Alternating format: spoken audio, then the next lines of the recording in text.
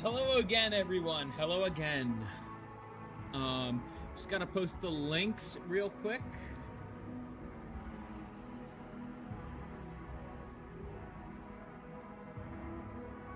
I forgot to do so on my own server. Whatever. The bot did it for me.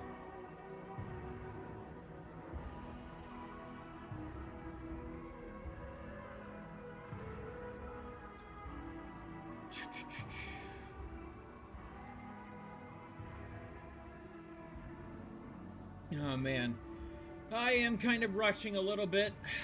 Had to eat dinner really quick, And then I also had to, wait, fuck, I gotta get your short story ready as well. Because we're gonna be reading that as well. Almost forgot. Yep, let me just, I just gotta open that up real quick. Let's see. No, that's not what I want to open up with. With Brave. 'Tis be a pretty short story, but I just gotta group everything together.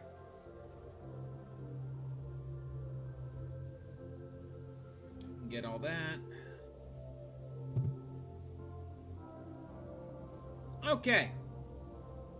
So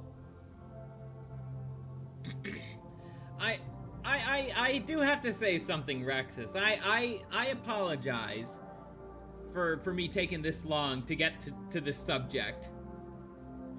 But I also want to promote your writing too, because I think you do have what it takes to actually make it as a writer. So I figured I give some some shout outs, but also some feedback as well, both in your political writing but also your creative writing. I think that's fair. But the main focus of tonight's stream is indeed counter-propaganda. What is counter-propaganda? Well, for now, you guys might not know. But it has been a little over a month since Rexus released the initial article. But, I mean, hey, better late than never. Better late than never, if I say so myself. Later on, I will have to kind of tone down the volume, but I think we'll worry about that when we reach to the video segments. But anyways, let's begin. So as you can see, there are no spelling errors in the article. Gotcha. Yeah, you proofread that shit thoroughly, I bet. The reason why I had the Alex Carp clip over here is because I don't think YouTube would like the symbol that your flag represents, you know. But let's see. I'm just gonna give it a little bit of time. No, there are some spelling errors. I guess it's fine.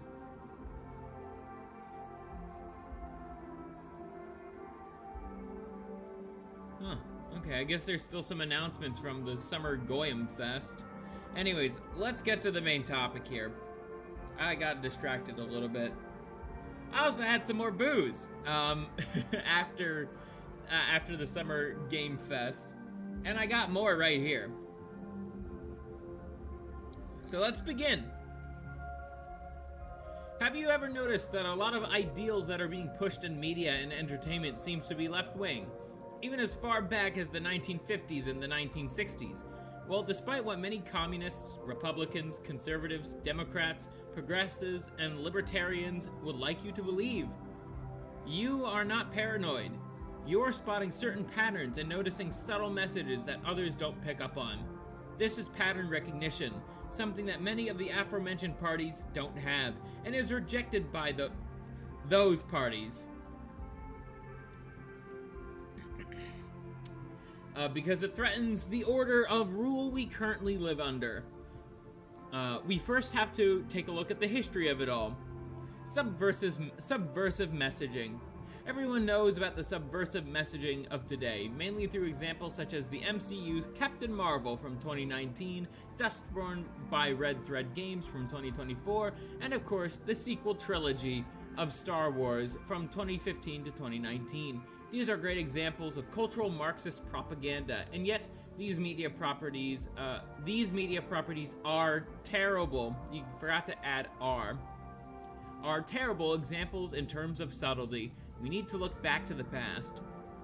Shrek and Megamind are great examples of subversive media being subtle, and I heavily recommend Type 2 Productions videos on Shrek, Shrek 2, and Megamind. Here is a link to their channel. But we'll be talking about Shrek. Hey Enoch, how are ya?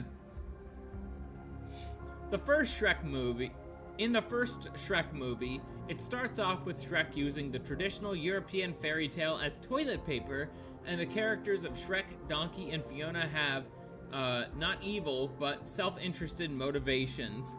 Fiona wants to be freed and find true love. Shrek wants to reclaim his swamp, and Donkey wants simple companionship. These motivations are not evil, but inherently self-interested. Oh, hi, Postnut, how are ya? The real intriguing part is how the movie portrays Lord Farquaad's motivations. Farquaad has 2 A's.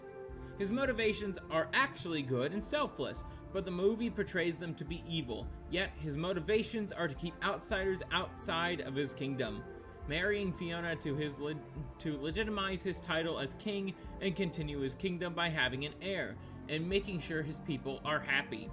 The film portrays his expulsion of fairy tale creatures as unreasonable, and yet these same fairy tale creatures invade Shrek's swamp, causing problems, breaking into his house, and locking him outside of said house.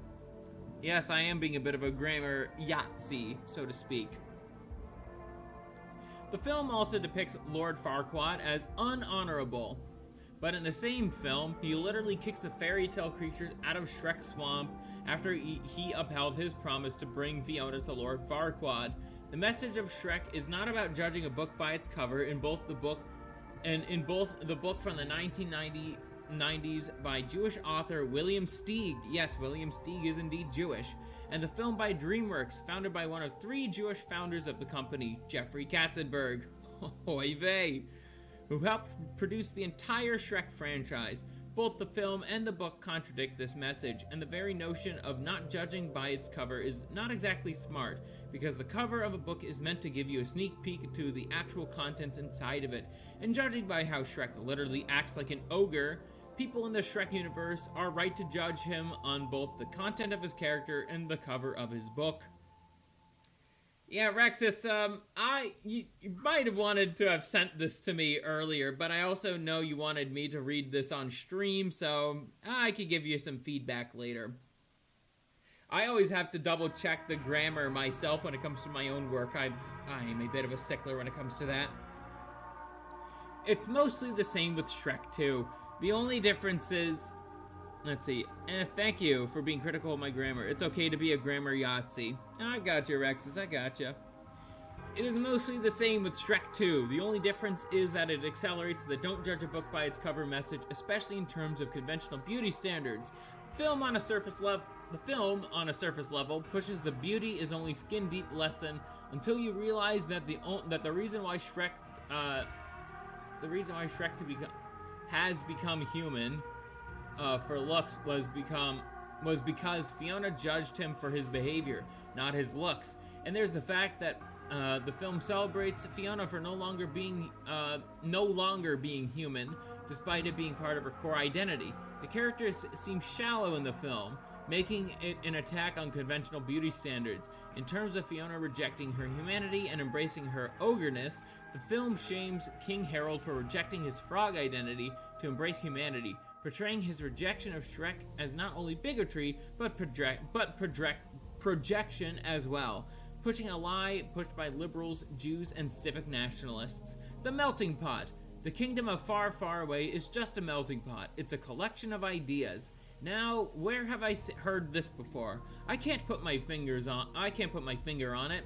Anyway, the capitalization of like my, his, her, etc. it kind of throws me off, Rexus. I have to be honest.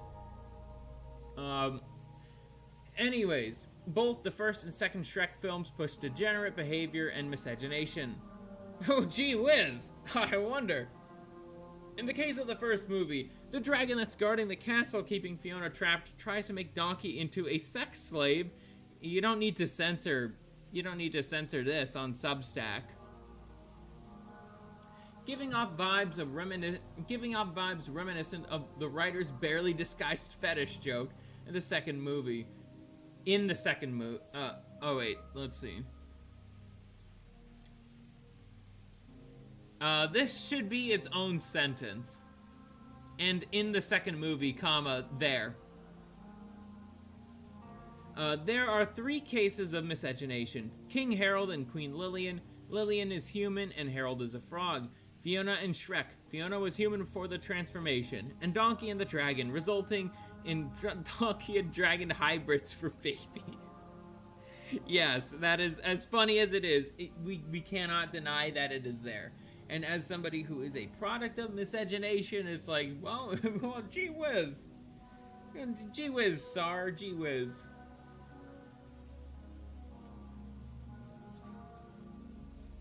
Another thing to point out is that the fairy godmother helped the ugly transition from being a man to a woman in the Shrek franchise.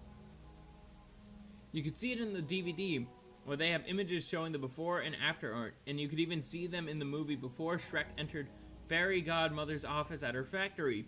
The film also depicts her hatred as unreasonable until you realize that she is in the right in terms of her hatred. The sect thing was a typo that I need to look out for. Yeah, it doesn't hurt to have, like, proofreading, somebody to proofread.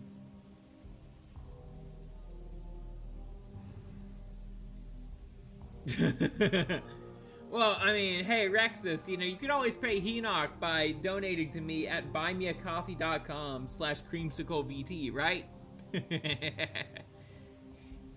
Anyways. She uses the current evidence she has about ogres through the multiple fairy tales she has, and the fact that Shrek did steal Prince Charming's future, even though it was unintentional, after he rescued Fiona. The film is against the idea of being weary of strangers and outgroups. Don't be wary of strangers, be wary of no one. That's the message of Shrek 2. So far, so good. I mean, I feel like this is a bit of a summary of Type 2 Productions video on Shrek 1 and Shrek 2. But I do see some of your own thoughts interspliced in there. But this is just the introductory stuff. The 1950s to the present day. Ever since the end of World War II in 1945, the world of entertainment became increasingly anti-white in its messaging, and you could see it throughout the villains of the media of the time. And you could see it through the villains of the media at the time. They were either National Socialists and Fascists or Soviet Russians. And in the case of the Soviet Russians, they always focused on the Russians and never the other ethnic groups that lived in the Soviet Union, such as the Kazakhs, Chechens, Tuvans, Dagestanis, and countless other groups. This is because, despite Hollywood and communism being very Jewish in their roots, I could tell this is where your voice is starting to come in a bit more. There was a sense of anti-Slavism in the messages of those films, and they never really focused on the communism of the Russian antagonists, because the ideology of the character was and is not the main focus of the story. As you see with the fact that they still make Russians the villains in films, comics, and video games, it's meant to propagandize us to hate Russians just for simply being Russian and Orthodox Christian. That is a big one right there. The Jews in particular are not fans of Orthodox Christianity. I've gone over as to why that's the case several times now. But at the same time, it's like they will never ever forgive, you know, the punishment that they rightfully received by various generations of Russians. And the fact that Saint Tsar Nicholas II, let them in, that should have been a sign to them that, hey, we have to get our act together. They did not. Instead, the way that they repaid the Tsar's kindness was through murder of him and his whole family via the Bolshevik Revolution.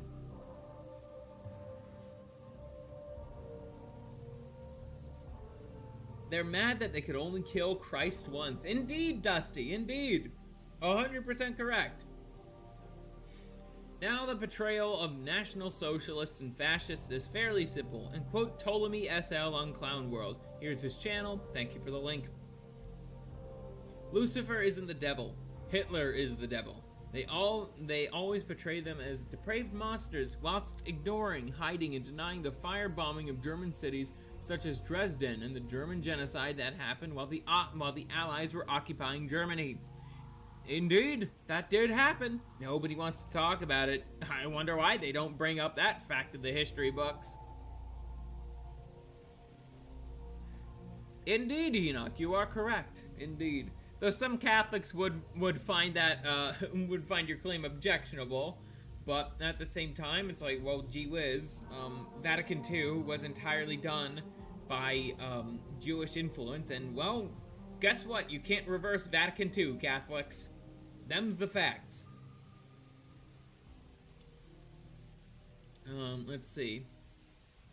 If you ever mention these, people will deny those ever happening, or they'll gleefully say they deserved it. If you were to do the same thing with the Jews in the Cost, called the Shoah, by Jews, they'll persecute you, isolate you, and treat you like subhuman. You could see it in media with how they depict the National Socialists. They always depict them as demonic subhumans who need to be slaughtered and tortured as they watch their children get raped. It was more subtle in the 50s and the 80s, but now the mask has slipped and they will make it pretty clear with how they view and want to treat anyone who they label as,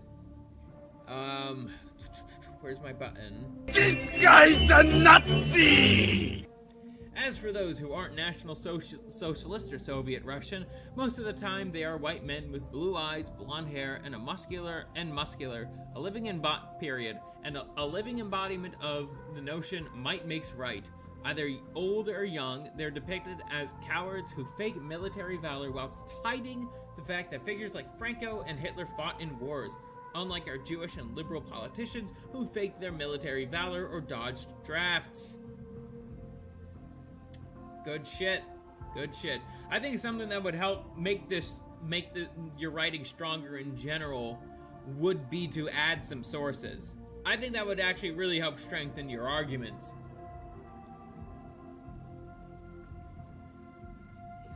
Because to the average normie, some of this might seem like, oh, just schizo gobbledygook, but I mean, it's not. It really isn't. But definitely some sources would help too. Speaking of their lies, let's discuss Walt Disney. In the 1950s, they labeled Walt Disney as a racist and anti-Semitic Nazi for wanting communism to be rooted out of Hollywood, and they hid the fact that two of his more well-paid employees, the Sherman brothers, were Jewish. But they don't care because they know that people will believe in their lies anyways. Or believe their lies anyways, that's fine. There was a newspaper from around World War I that talks about how 6 million were also Yeah, I've seen that before. I'm on Twitch, so I can't get too deep into that. But I am very much aware.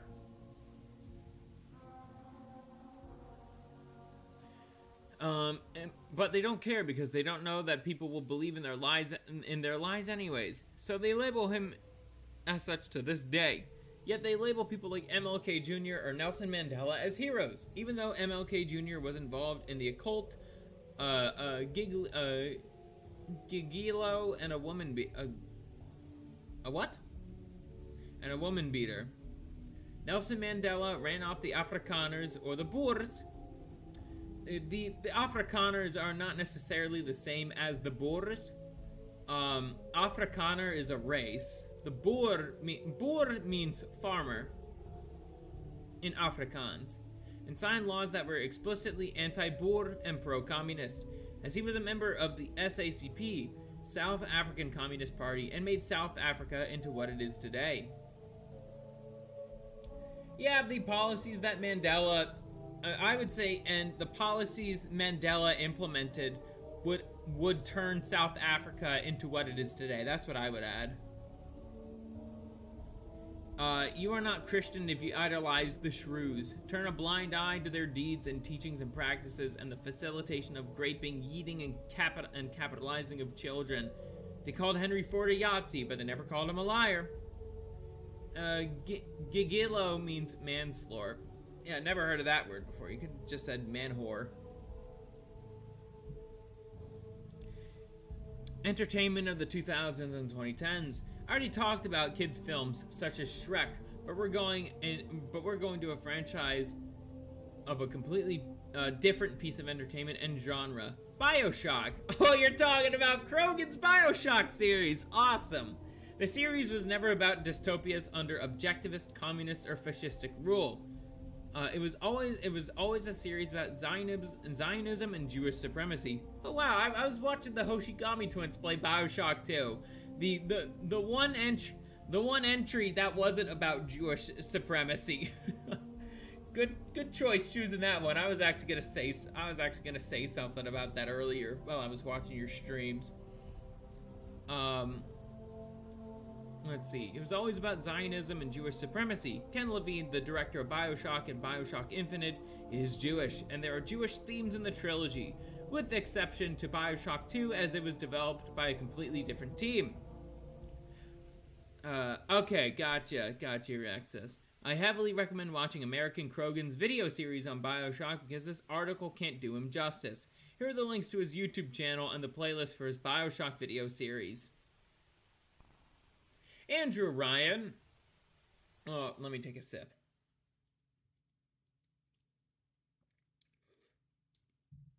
Andrew Ryan, who is a Belarusian Jew, is based on Ayn Rand. Small correction here, Rexus. Andrew Ryan himself is not based off of Ayn Rand. But Andrew Ryan's philosophy was based off of Ayn Rand. And yes, the philosophical mother of the ideology of objectivism, and who was a Russian Jewess. The game series projects and pins the blame on the white man for the atrocities that happened in the 20th century, including, and hilariously, communism. Even though Karl Marx, writer of Das Kapital and the Communist Manifesto, was an atheistic Jew of Ashkenazi heritage and ancestry. There's the fact that Lenin and the Bolsheviks that were atheistical Jews and of Ashkenazi background. Okay, that sentence kind of sounds funny. Then there's the fact that there's Lenin and the Bolsheviks, who were atheistic Jews of Ashkenazi background, who made anti-Semitism illegal, shut down and burned Orthodox Christian churches, and sent the patriarchs and church leaders into exile. The terms anti-Semite, anti-Semitic, and anti-Semitism were coined by Leon Trotsky, of whom, you guessed, was an atheistic Jew of Ashkenazi heritage. You forgot Theodor Herzl. Ooh, big time. That guy was huge in the Bolshevik Party. Huge. Anyways, back to BioShock. Many Jewish characters in the game refer to the Big Daddy. Hold on. Did I not put that on repeat?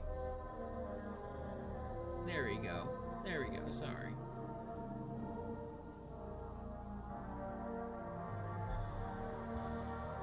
Anyways, back to BioShock.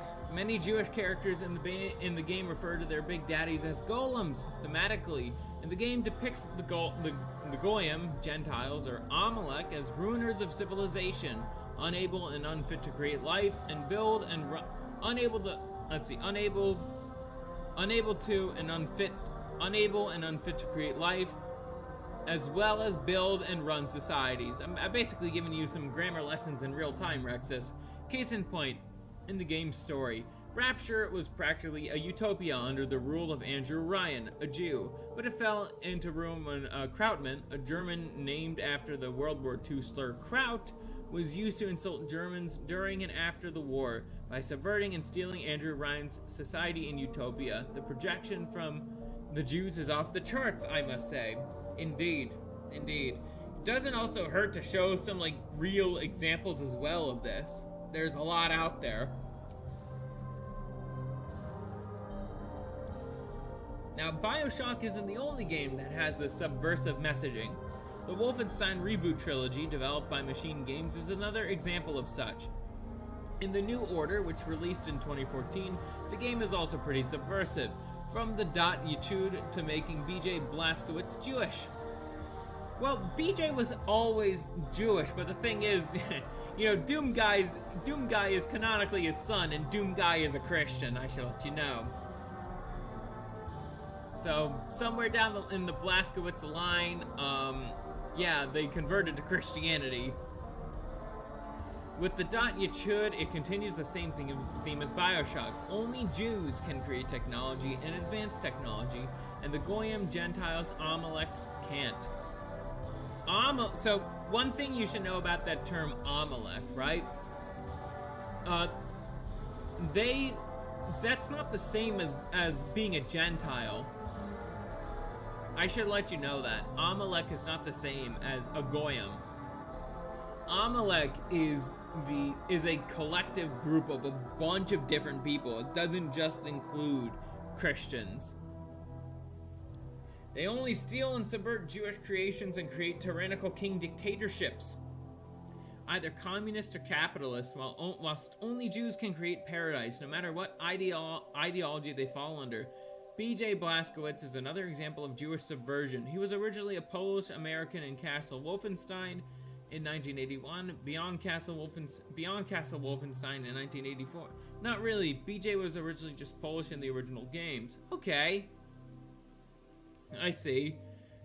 For something like Rexus, just to let you know, for something like this, you need to provide proof.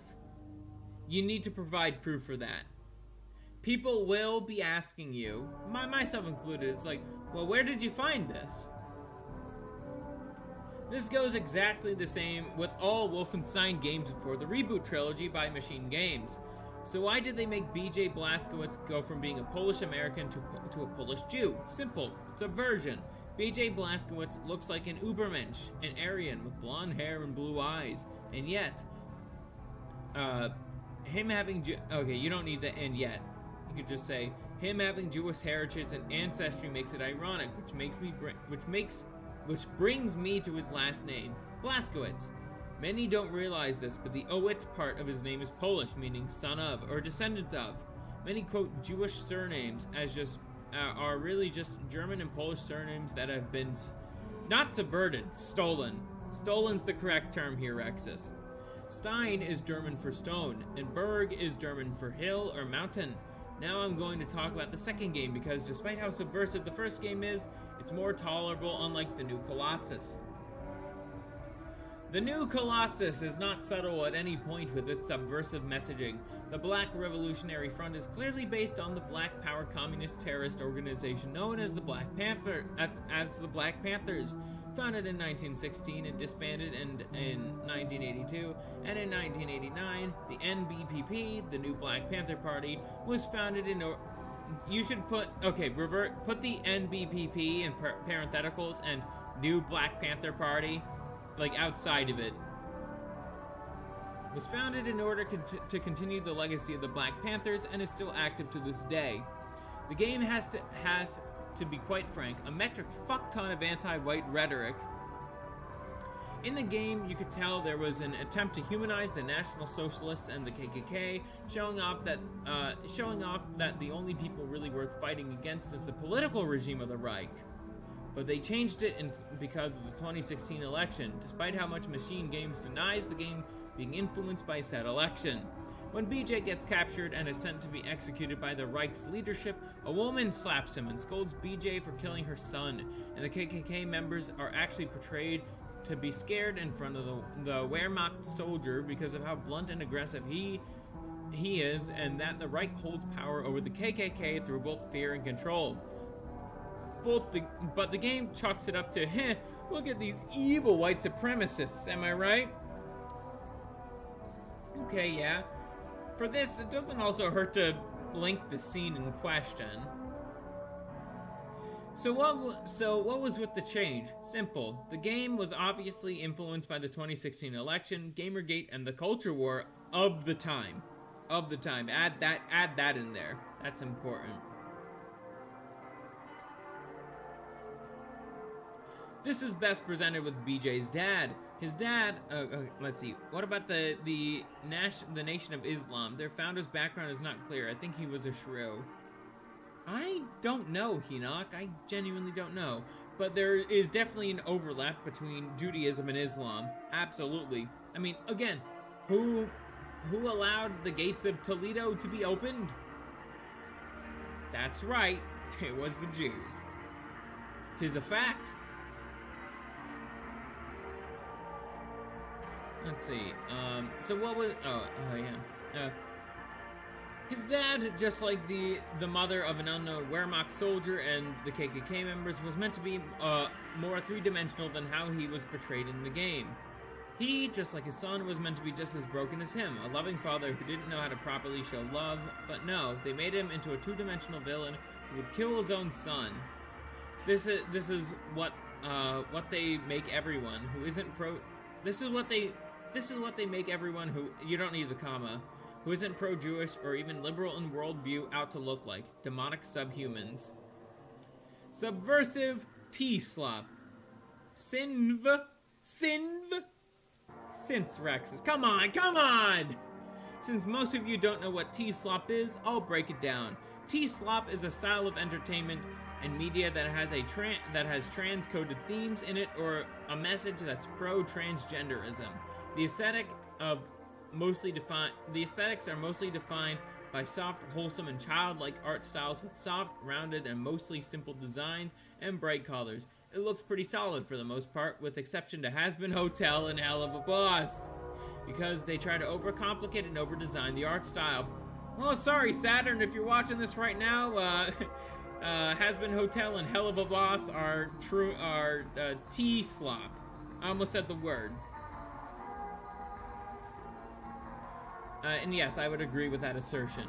Now, the art styles look good, but why did they go for styles that look childish? I think it's grooming because the wholesome, quote-unquote, quote,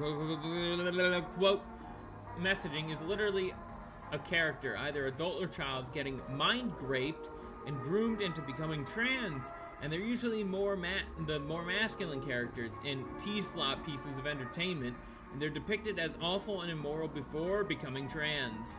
They're depicting masculinity as evil and unnatural. I'm looking forward to reading more about this.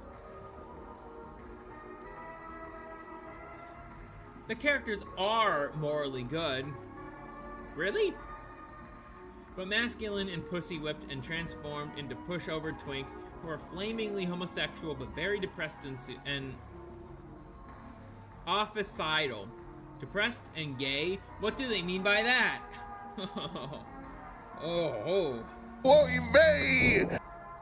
The women and tees and the twinks are depicted as good people, but they were real. What do you mean by that? You'd want to cave in their skulls for being a moral scumbag. See you next Tuesdays. It's very clear in the messaging of the T-slop, masculinity is portrayed as inherently evil, whilst Jewish hermaphrodism, transgenderism, and witch femininity are portrayed as moral paragons to be upheld. Nearly all the good characters are every single bit of homosexual, and the straight ones are either retconned into becoming homosexual, or they become evil over time. They intentionally or unintentionally are saying that there are no good people who are heterosexual or straight. Now with T-slop, it's in the world of quote-unquote indie animation, but the difference is that unlike the mainstream, the story ideas have potential to be good stories, but they ruin them in terms of execution and how they seem to push subversive, trans-coded themes which ruin the stories they want to tell. Correct. I think another reason why I've seen the first episode of The Amazing Digital Circus, but I was kind of put off by what I kept on hearing about it. A lot of it did seem trans-coded, so I lost interest in it. The rest of the messaging of the media. There's a clear hatred towards the heroic king archetype seen throughout many cultures. Either it's a tribal chieftain or a full-blown king, from the timeless King Arthur of the Britons and to the historical King Alaric of the Visigoths, to the mythological Siegfried of the Volsungs, and the religious Jesus Christ of Nazareth. There's also a strong hatred of order, as presented by the emasculation of male characters, making them into doormats, pushovers, and twinks, whilst making female characters dominant and assertive. Half of it is motivated by feminism, and the other half is motivated by fetishism and cuckoldry. Take out the T in cuckoldry. Yet old archetypes in mythology and religion shows that women are usually manipulated into becoming agents of chaos by demons or are the creators of chaos, such as Lilith. No, we don't believe that Lilith was the first wife of Adam, but that was Eve. We don't believe that, Rexus. Christians don't. We don't recognize Lilith as the first wife of Adam. We recognize her as a demon. In the beginning, God made Adam and Eve and overthrow their masculine rulers who established order, destroying the order and causing a black hole of chaos as a result. The pink pill is a relatively unknown phenomenon. Seems a bit of a jarring transition. The pink pill is a relatively unknown phenomenon, but it is very much real. The pink pill is an active okay. Because when the other definition I hear of the pink pill is like hardcore radical feminism. The pink pill is an act of grooming a young boy, age 14 to 17, into becoming an effeminate homosexual twink. Most victims were once straight, but thanks to grooming, they became homosexual. Modern media pushes the pink pill by making male characters effeminate, dress up in feminine ways, and you gotta add in dress up in feminine ways, and making them subversive to female characters. There's a very clear misandry in modern media, and it subverts masculinity. Now we can finally get into what we could do about it.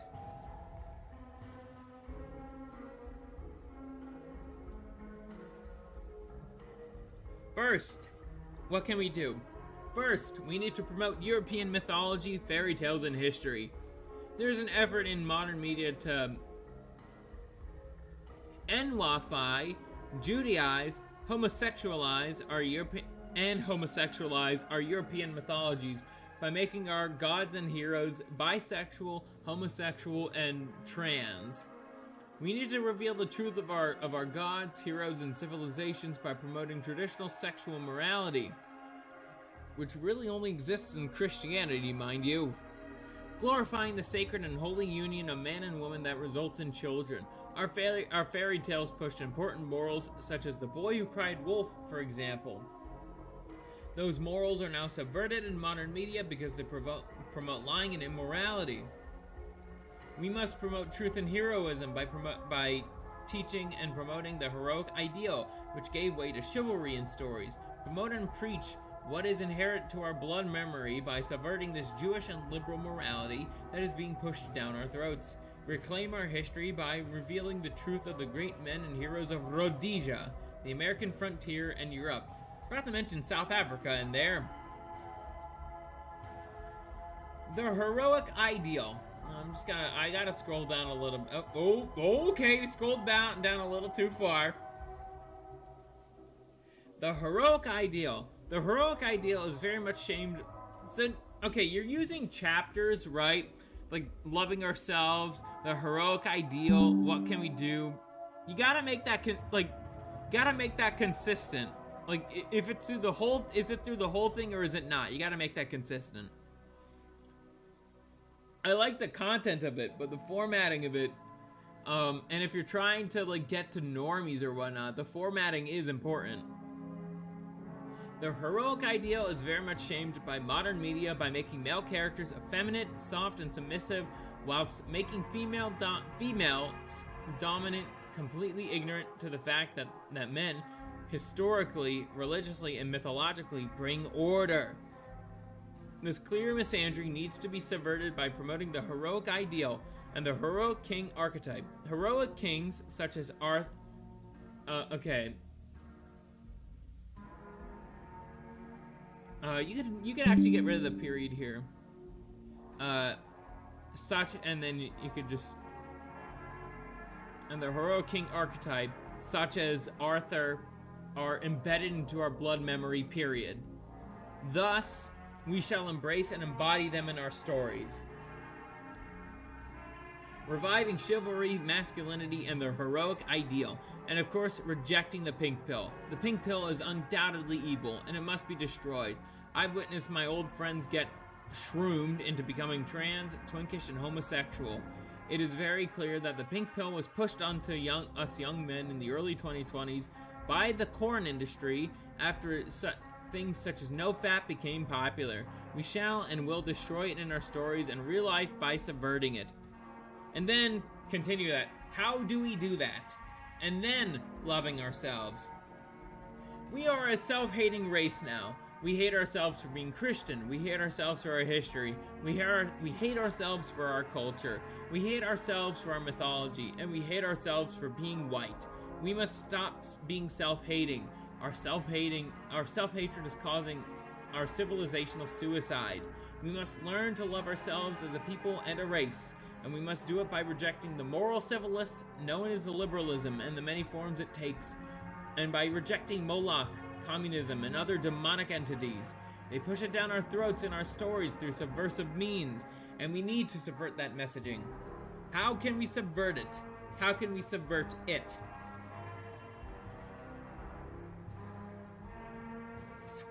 The first step is subtlety and coded language. Do not be an absolute buffoon and go guns a-blazing with the subversion. You need to be vague and good at it. Case in point. You have a character that represents your ideals. What do? Well, you put him in an outfit reminiscent of Hugo Boss, but it has to be different to where most people don't recognize the similarities and inspirations. You add dark forest green with less striking symbolism along with friendlier colors, pleasant blue colors with yellow symbolism, for example. With coded language, everyone knows what people mean when they say, never lose your smile. It's too on the nose, and instead we should use more covert terms, such as always follow your gut. Indeed, Rexus. Indeed. Always follow your gut has been used. It's a pretty politically neutral phrase. The second step is themes and messaging. I don't need to go in depth with this, especially since I went into great detail about the subversive themes of other media, and all I need to say is this, promote traditional sexual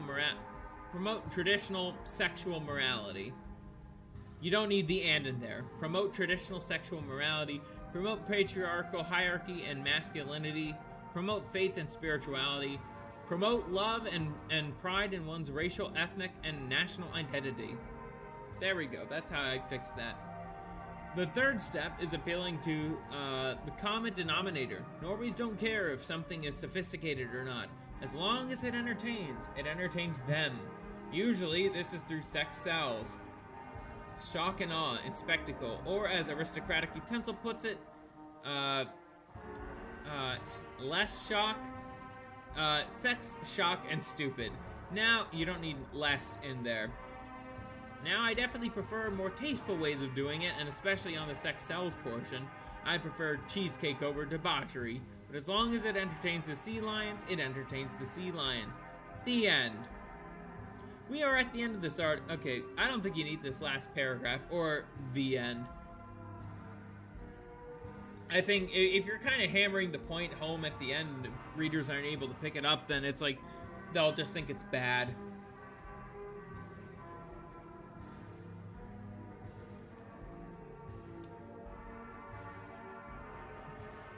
Alrighty. I'll be right back, then we'll read your next article and then your writing.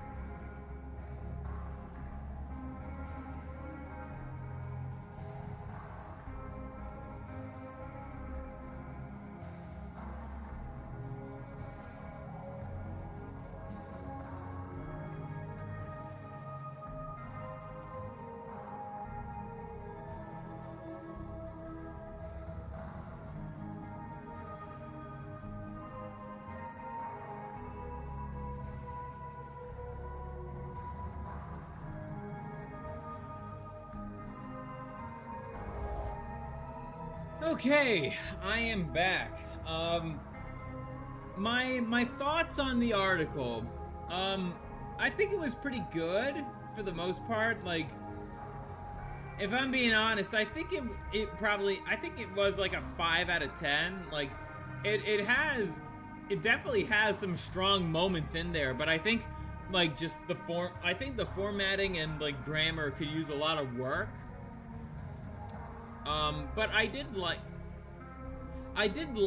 what I have to, I did like what I read. It's just, I understand what you're talking about, but I think that if you're trying to like get normies on your side, it's like you need to have sources in there. You need to have, you need to fix the formatting. I understand that's how you type. It's like, like him, her, it, or whatever, like as capitalized. It's like, but you can't do that in professional writing. You just can't. You can't. I'm sorry, but you can't. But let's go on to your next article. This one is much shorter. But it is a continuation of your counter-propaganda article. And also, something else too, I felt like,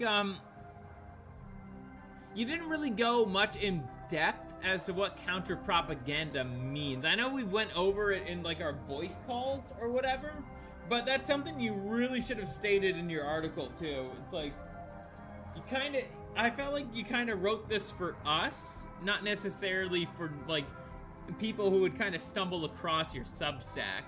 And then also, try your best to change your banner. Like, people are gonna see the swastika. I had to censor it for a reason.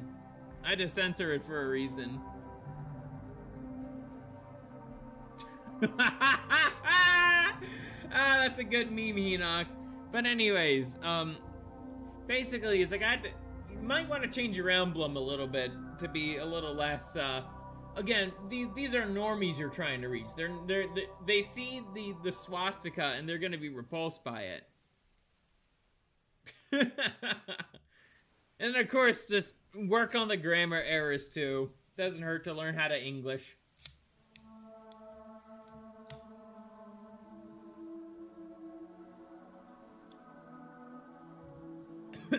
Excuse me.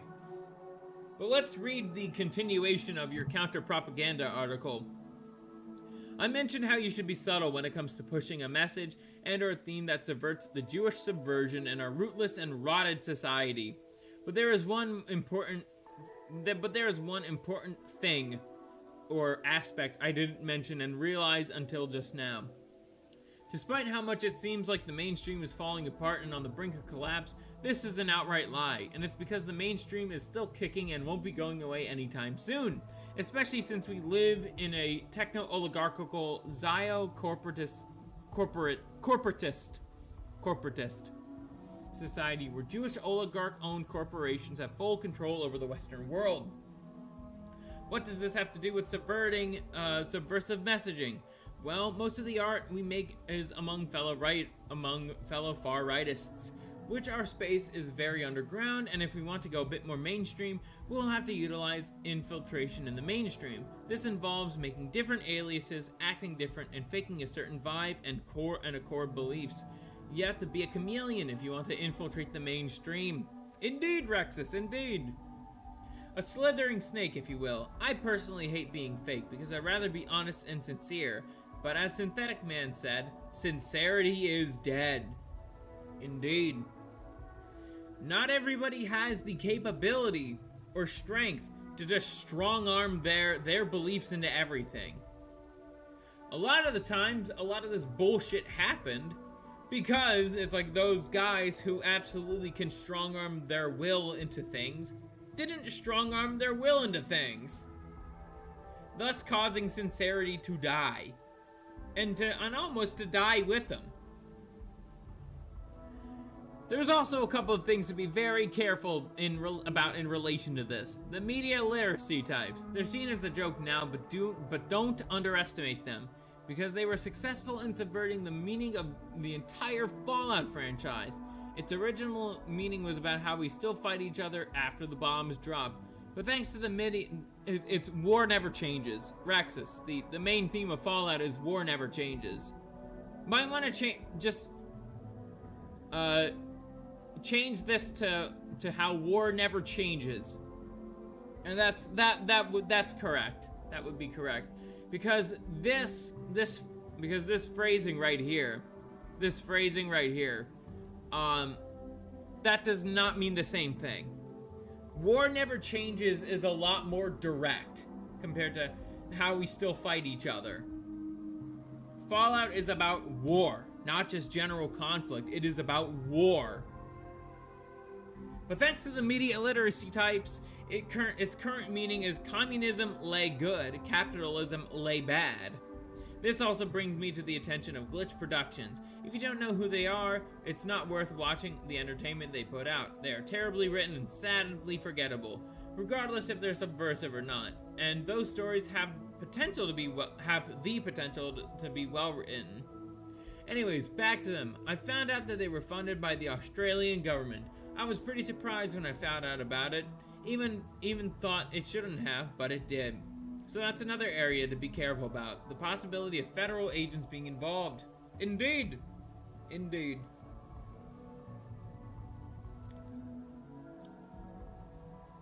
That's all I have to say. Here's a painting from Soviet-Russian artist Vsevolod Ivanov. I say, this was a shorter article. But we're not done with your reading just yet, because this is a little bit of a sponsor for Rexus's writing, because I think you have what it takes to actually be a decent writer. But I, Alex Karp, CEO of Palantir, the gold standard of AI surveillance and murder technology, am going to read your short story, your 4-page short story, and reading it twice. Now we're just gonna read it once, and then we're gonna get to the video segments. So this is from your short story series called Demonheim. And this is the chapter or short story, Awakening in the North. In a cold, frozen mountain range, in the dead of the calming silent night, lies a transport truck, old and rusting. The truck has no driver and no life surrounding it. The only shipment on the truck is a cryopod, an ancient cryopod, and inside. So is this like later on in the story? Is this like later on, or is this like the beginning? Might want to explain what a cryopod. Might want to give more of a descriptive of what this is before just calling it a cryopod. Because there's many interpretations of such. Okay, it's in the beginning. Yeah, then definitely you might want to use more descriptive language so people can imagine what a cryopod is first. An ancient cryopod inside the pod, eyes flutter open. The figure inside the pod looks around in a tired state, and he opens the definitely again, but the he, like, you can't have that capitalized in professional writing. Because what that means in he, when people see he, you're talking about God. Especially to Christian readers. We see that and we think God. Or Christ, who is also God. Standing up and stumbling out and down onto the snowy ground, shivering and shaking, the stars that illuminate his crystal, ocean blue eyes, and shooting stars raining down, revealing his snow skin and pitch black feet. Looking around, seeing but darkness and snow, he climbs back up onto the truck in search of warm clothing to cover himself with. Once covered, he steps down from the truck and learning to walk in this cold, dead night. He struggles to keep himself up as he walks in this dark forest. The forest was as silent as a freshly fallen corpse. Only the wind howled in this forest of this dark night. As his pitch-black feet began to steady, snow begins to fall. The bitter cold, you could just say the bitter cold masks the dark Or you could just say the snow masks the darkness of the forest, and the silence begins to gnaw at the blue-eyed and black-footed figure, and he stops, feeling nothing but pure dread and fear. You could just say either pure dread or pure fear. Something is not right. Something is hiding in the dark. Period. Something is not right. Period. Something is hiding in the darkness. Something malicious. Then, suddenly, a spear hurls out of the darkness, masked by the falling snow, violently piercing the tree in front of the figure, splinters flying everywhere, and a blood-curdling roar drowns the silence. The figure begins sprinting, a terrifying 8 foot 8. Actually gotta, write the word 8. Feet and tall, not 8 FT. That's bad writing. Right there.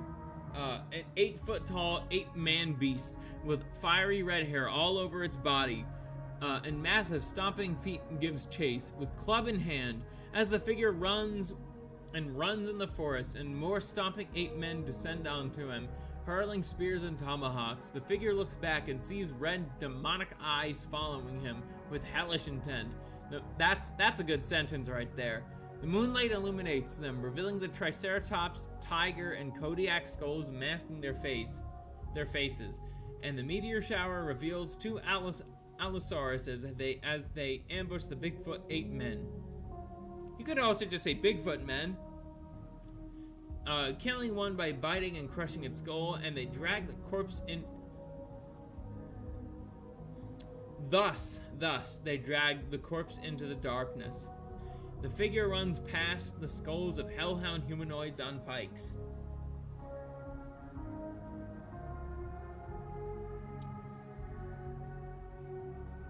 More Allosauruses ambush the Bigfoot 8 men. Again, you could just say Bigfoots. You could even just call them Bigfoots. And a great big fight breaks out. Or you could just say a great fight break. I added big in there, sorry. And a great fight breaks out. That sentence is fine. Allosauruses rip and tear arms off, and 8 men crush skulls with clubs and fists.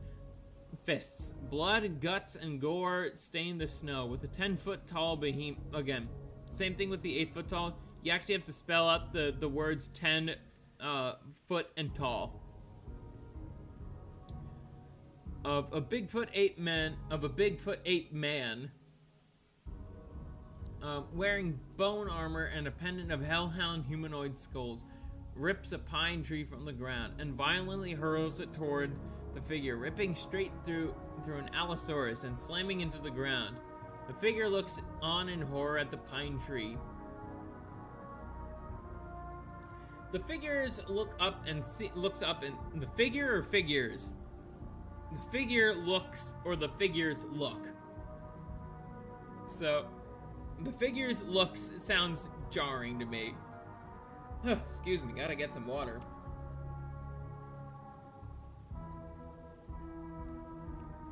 I'm gonna assume figures is plural here. The figures look up and see a mountain. He heads straight for the mountain to. Okay, never mind. The figure looks up and sees a mountain. He heads straight. Okay, I see how it is. Take off the S in figure. He heads straight for the mountain to seek shelter and to hide from the Bigfoot 8 men. As the slaughter rages on, only one chases the figure, the same one who hurled the pine tree. With club in hand, it strictly focuses on the figure, killing Allosauruses by Oh, I need to get another sip of water. I don't want to hiccup again.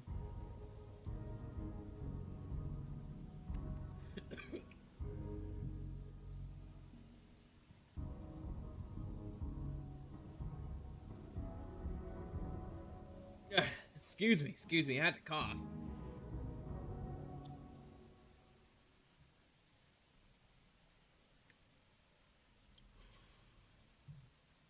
Killing the Allosauruses by crushing their skulls and bones. As the light snowfall becomes wild and blinding, the figure reaches the mountain and begins climbing the mountain.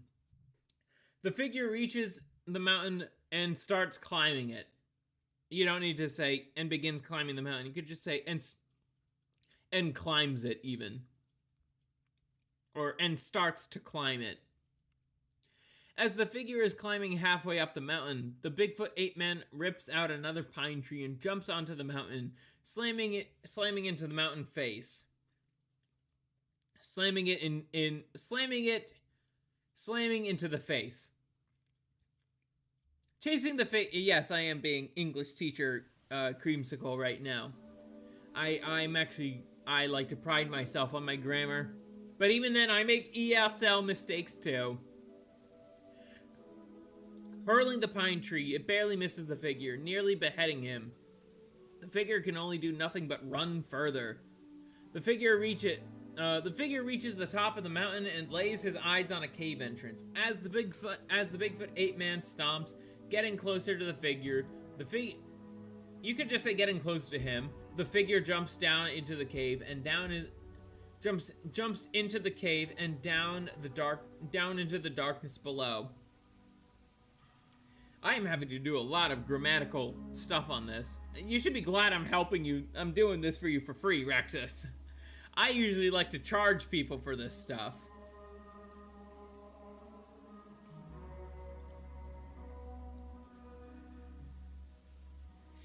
He reaches the bottom, splashing into the water. He climbs out and is greeted by the vague light of a flame from deep within the cave.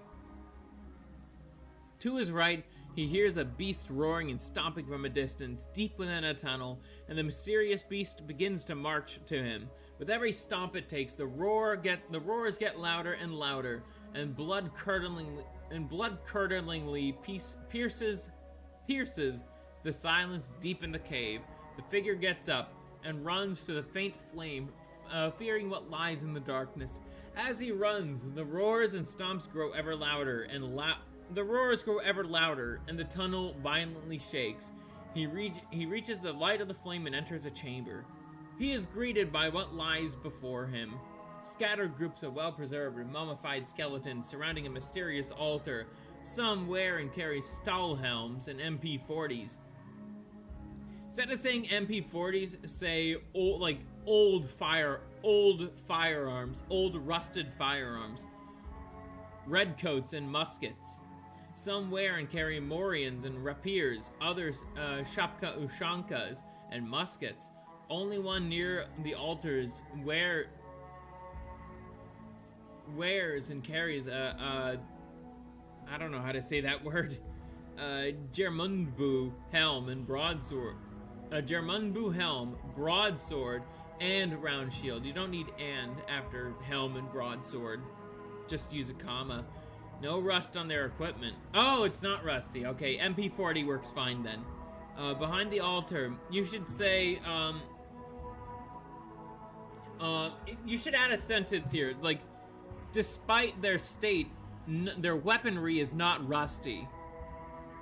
So no, you could move this over here and just rephrase it. Behind the altar is a fossil. Behind the altar is a fossil of a Behind the altar is a fossil of a Tyrannosaurus Rex on the cave wall.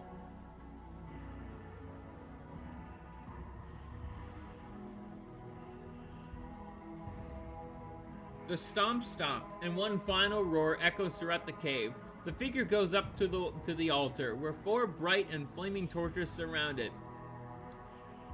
And reaches the center. You don't need "the" in there. That's probably a typo.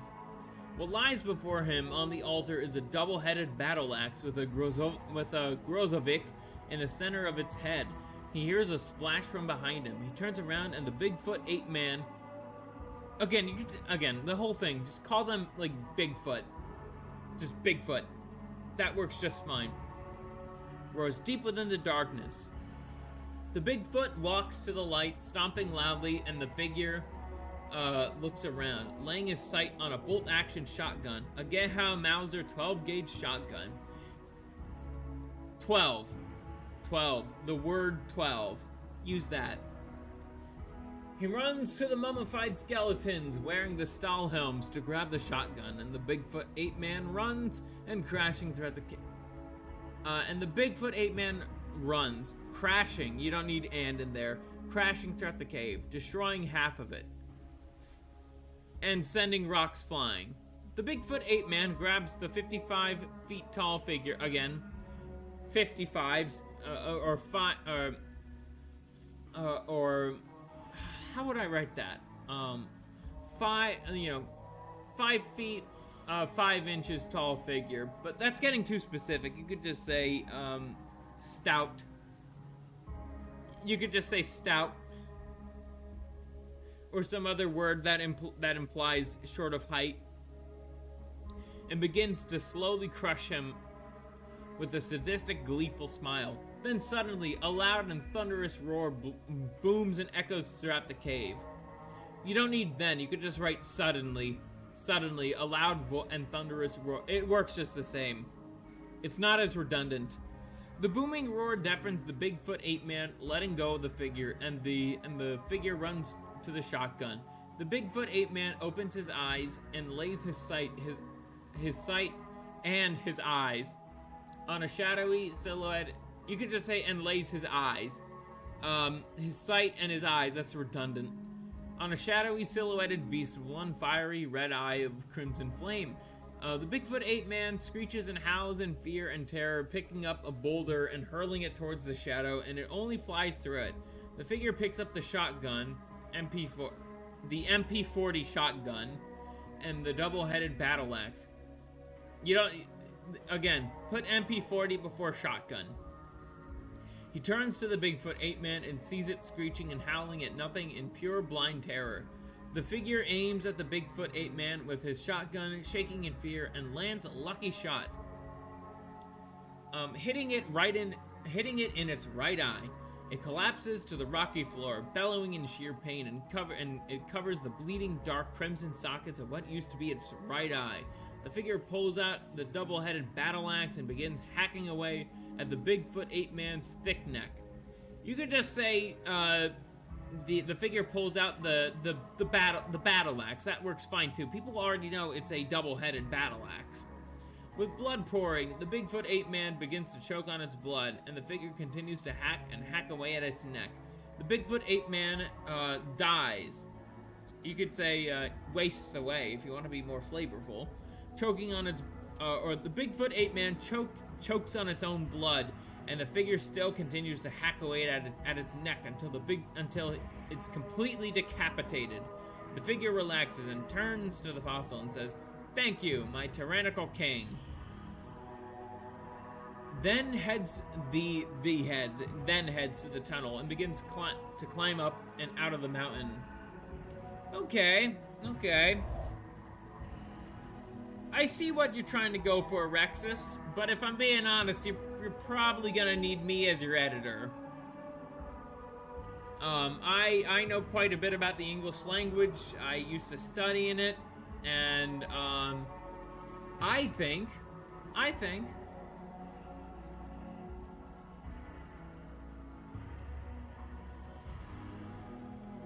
it could absolutely use an editor. Again, I think it has a potential to be something really good. But, and I see your vision, and I'm not gonna try to fuck with your vision. If I was your editor, Rexus, I'm not gonna try to fuck with your vision. But I do think I could absolutely help you out with grammar and framing and kind of, getting things to, help readers feel like, it's like, okay, this is like quite the adventure, you know?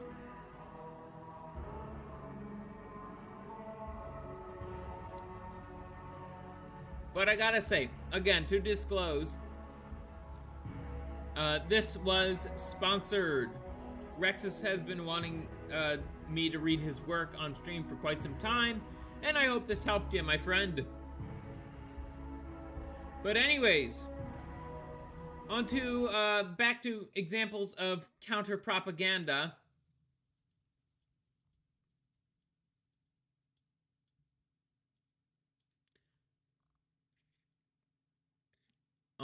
Let's see. So, on to counter-propaganda. We're gonna watch, Type 2 Productions here and his Shrek 1 video. To get an idea of how to actually frame counter-propaganda. So, let's get started. Of you out there, Kodo and I grew up on Shrek. It's one of our favorite childhood movies. And even to this day, we both still love the movie. But man, going back and watching it again through the eyes of an adult was a really sobering experience for both of us. Yes, very. Don't worry, Johnny Midnight is my editor, though I also try to be more focused on the English. Hey, don't worry about that. Like, I'd love to see some of his editing chops, man. I think that would actually help you out to see how somebody else edits your work. And then you could pay me to be your editor. Very much so. And we certainly still find the movie entertaining, but it is very clear that Shrek is inarguably subversive in ways that we just didn't realize when we were young. Yeah, like what you said, Rexus, in your article. Shrek literally uses the traditional hero's journey, European hero's journey, as a toilet paper. And keep in mind that hero's journey is European in nature. And after watching Shrek again, I came to the realization that Farquaad was like totally right and totally justified in just about everything that he did. And I think a big part of it is, regardless of the actual actions he made, the film paints him as bad. As a kid or a less discerning adult, you're not even paying attention to what he actually did or the motivation behind it. It's just, oh, the music. If you want to think about something, right? A lot of like Shrek memes as of late have absolutely been used for the sake of counter propaganda, like especially with Lord Farquaad. It's like a lot of people have been saying that Farquaad is right, and have been putting black suns around him. Very base. You guys should. One of you should try to put a black sun around me. I mean, it is a Christian symbol, believe it or not. It's mentioned several times in the Bible. There is a Christian version of the Sonnengrad. So, yeah. I've looked it up before. It's actually, I think it's even an even better looking version of the Black Sun. Came on to tell you he's bad. Oh, we know he's the villain. Right. The framing is the issue here. And so, to that end, the main point that I want to make to you is that in this movie, Farquaad is painted as the villain, but he is absolutely right. Farquaad is the only character with... Yep, also true. Also true, Dusty. Like the swastika, the black sun has been used throughout various points of history, like and used by various groups of people. But the black sun in the Christian sense has been used a lot. With any selfless motivation in the entire movie. Also true, because one of the Dusty. things you see about Farquaad very quickly on is that his entire motivation is based around making Duloc, his own personal kingdom, as perfect as it can possibly be. Yet the show is constantly making fun of him or throwing ad hominems at him or attacking him when he's right. I mean, consider this. List out all the other motivations of the characters Yo, Dreamy Kiwi, how are you, friend?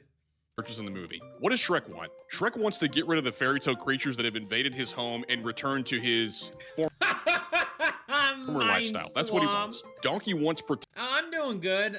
We're just going over counter propaganda right now.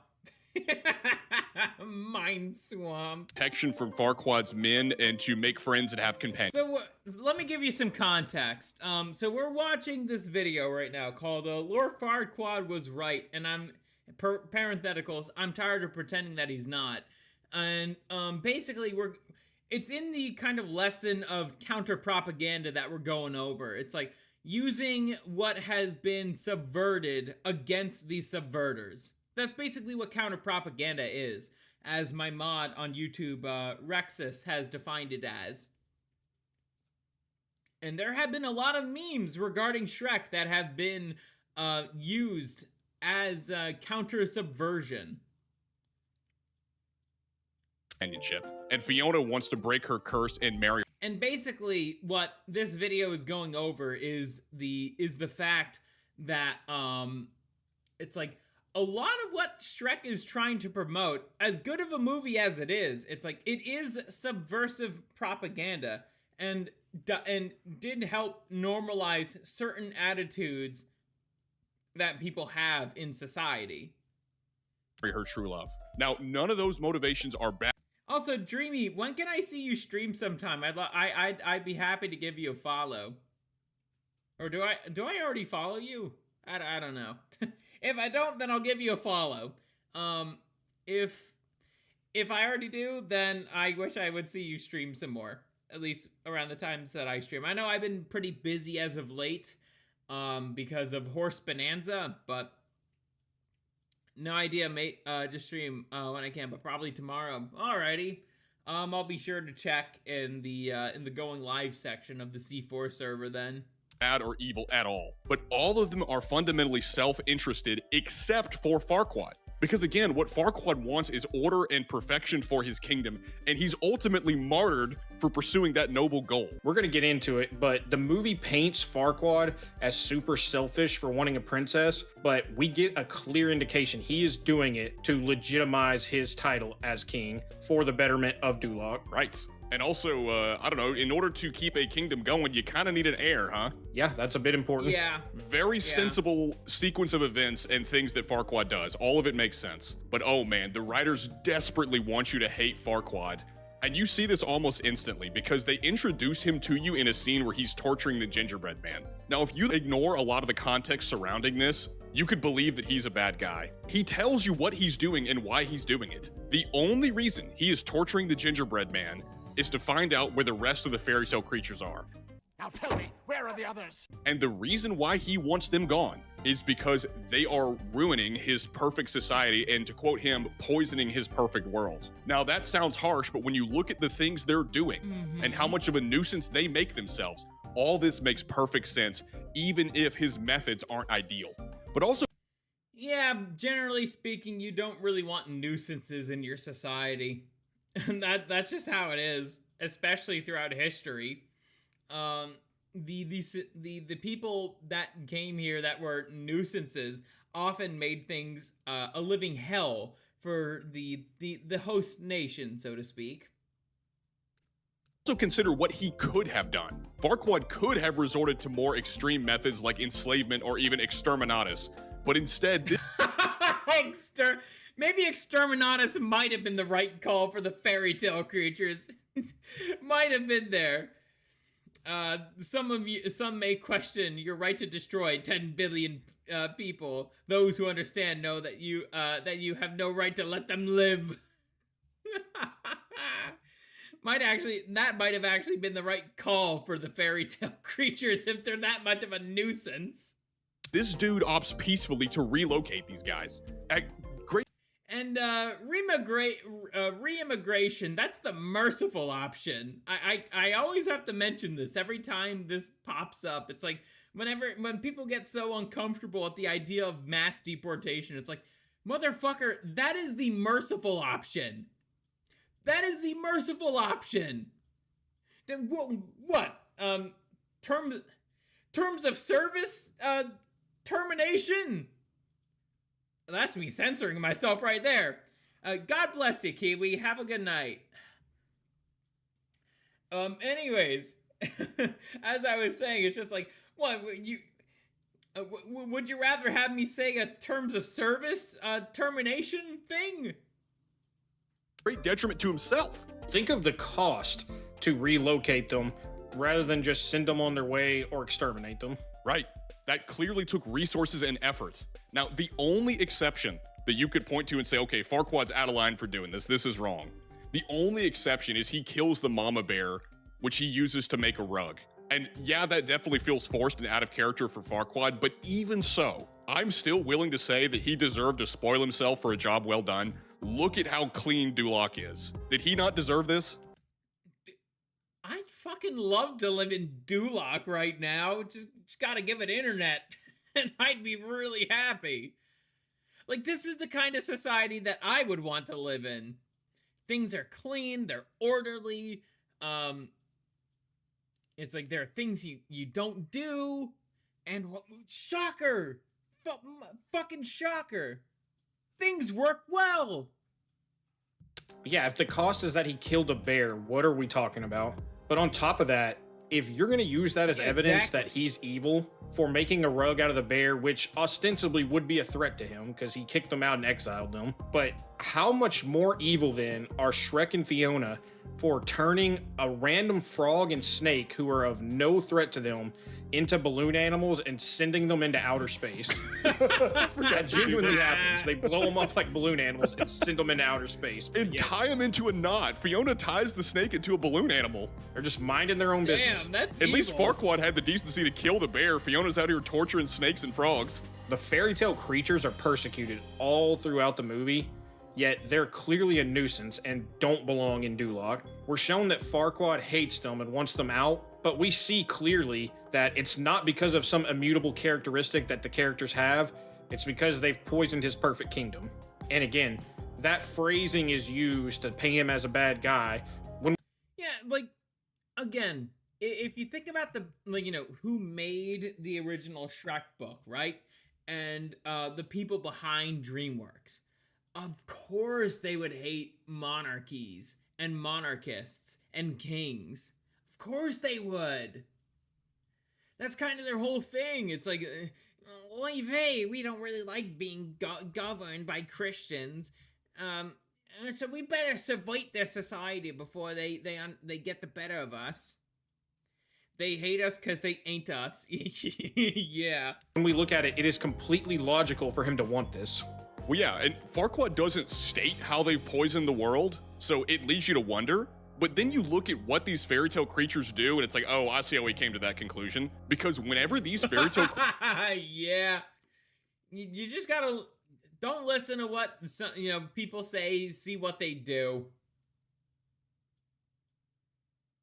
creatures arrive at Shrek's house, you wanna know the first thing they do? They invade his home, they vandalize it, they lock him out of his own house. These people are a nuisance. Like, I can see why he'd want them gone.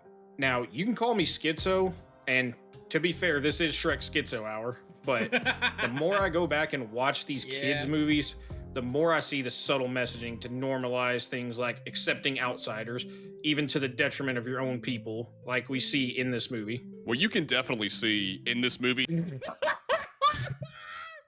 Kind of glad you're not watching this right now, Kiwi. They want you to be afraid of authoritarians, even authoritarians that are benevolent, that are doing you good. On rereading William Steig's book Shrek by Jack Zipes. While most people, children and adults, have seen the three Shrek... Okay, the fourth one must have not been made then. Have seen the three Shrek films, very few have read the marvelous picture book, which William Steig published with an exclamation mark Shrek in the 1990s. In keeping with the postmodern spirit of the last 25 years, Steig modestly produced one of the best examples of how the fairy tale has been fractured and continually transformed, indicating its radical potential in our digital age, especially with the production and success of the 21st century digitally animated films. Good that are fixing your society, even to the point of making them perfect. Shouldn't we want capable, able, courageous, strong leaders to actually fix the problems? You can feel the postmodern undertones of this film, where individualism is... This mock fairy tale plays with all the conventions of the traditional folk and fairy tale to provoke readers to consider the relative nature of evil and beauty. Ooh, boo, oy vey, oy vey. Relative nature of evil and beauty.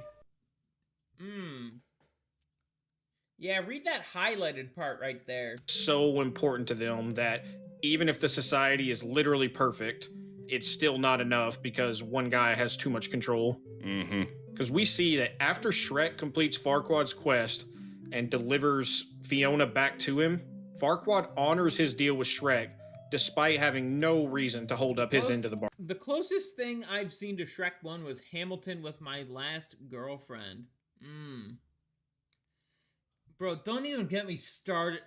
I think Hamilton was actually kind of the beginning of the end, in a way, for this woke shit. It's like, I can't wait for people like Type 2 Productions to rip on something like Hamilton. I'm so looking forward to it. Bargain. Because we've seen he doesn't like fairy tale creatures, yet he is still honorable enough to relocate them, again, at the cost of his own manpower and resources to do so. And on top of that, we're going to see later, it is totally logical for him to take out this ogre, but yet My he still condolences. shows honor in not only letting him live, but keeping his end of the bargain. Now, what's even better about this is it appears as though Farquaad has been successful and has made Duloc a truly perfect place. And that's evidenced by the fact that the city is pristine. It's clean, it's orderly, it's safe, it's prosperous. You don't have Fent zombies running around everywhere. And even Shrek himself acknowledges this near the end of the movie. I love Duloc, first of all, very clean. And what's funny is the Very mirror that clean. Farquaad brings in, whenever Farquaad says, mirror, mirror on the wall, is this not the most perfect kingdom of them all? The mirror doesn't say, you know what, this kingdom actually sucks. The mirror says, well, yeah, it's fine, you're just not a king. He doesn't reject the claim that Duloc is perfect. He doesn't. He only rejects the claim that Farquaad's a king. So naturally, Farquaad, to write this, sets off to seek a queen. To, again, as we talked about before, cement his legitimacy as king and presumably produce an heir to keep it going. But add on top of Farquaad's virtues, the fact that he is very clearly a clever dude. At the beginning of the movie, whenever the tournament scene is happening and Shrek barges in, Farquaad then says whoever kills the ogre will have the honor of going on the quest for me. But as Shrek destroys all of his men, Farquaad then says, you know what I'm gonna do? I'm gonna send Shrek out on this quest to rescue Fiona instead of sending one of his own men. And honestly, the very fact that they're having a tournament to determine this kind of tells you they live in complete peace and have security, because typically Again, I would fucking love to live in Duloc if it has internet, so I could stream my monarchist propaganda to every Dulocian I could find as a horse orange. in times of peace, they have It truly is a horrible play for horrible these people. tournaments to keep the soldiers sharp because they're not out fighting. Also keep in mind that the villagers were insanely entertained by this. Like, not only is he providing safety and security, but also entertainment. Come on now. Farquaad's problem is that he had no way of knowing that his bride-to-be would also end up being a slam pig for Green Kings. Truly, his only crime is being born 5'11". Even the writers of this know a woman would rather choose an ogre than a short guy. People may counter what we're saying by saying, Yeah. oh, well, Farquaad's an Yeah. egomaniac. But I would say, given the circumstances, is that not warranted? Like, if Trump deported all the illegals, cleaned up all the major cities, and got rid of the Fent zombies, I would happily worship him as the God Emperor of mankind.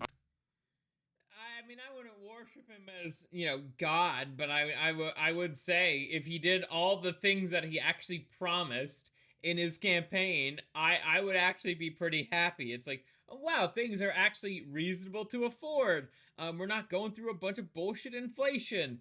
We're not sending money to Israel. We're not blowing up primary schools in the Middle East. The war in Ukraine has stopped. Wow. But, politicians, man, right? You know who they're funded by. I wish Trump were like Farquaad. Well, Farquaad's not on the Epstein The main storyline of Shrek is height realism. Let's see. The Epstein files on the DOJ website allow you to highlight the redacted text, copy it, and paste it into another Oh, I did not know that! Holy shit! list, so you can start there. It's also just insulting that Bro, Type 2 Productions, where can I follow you on Twitter? I need to follow you right fucking now. a man who did so much good for the town of Duloc died so unceremoniously. Like, after Donkey rides in and has Dragon eat Farquaad, the villagers even clap at Donkey's joke about Farquaad's death. This is so jarring when you consider that, based on the little we see of Duloc, it genuinely seems like poverty and crime doesn't exist here. The one wide shot we see of the city outside of the church paints this city as pristine. It looks I think I do, Dusty. I think I do. like an amazing place to live. By the way, also keep in mind that Hold on, I'll be right back. Just give me a second.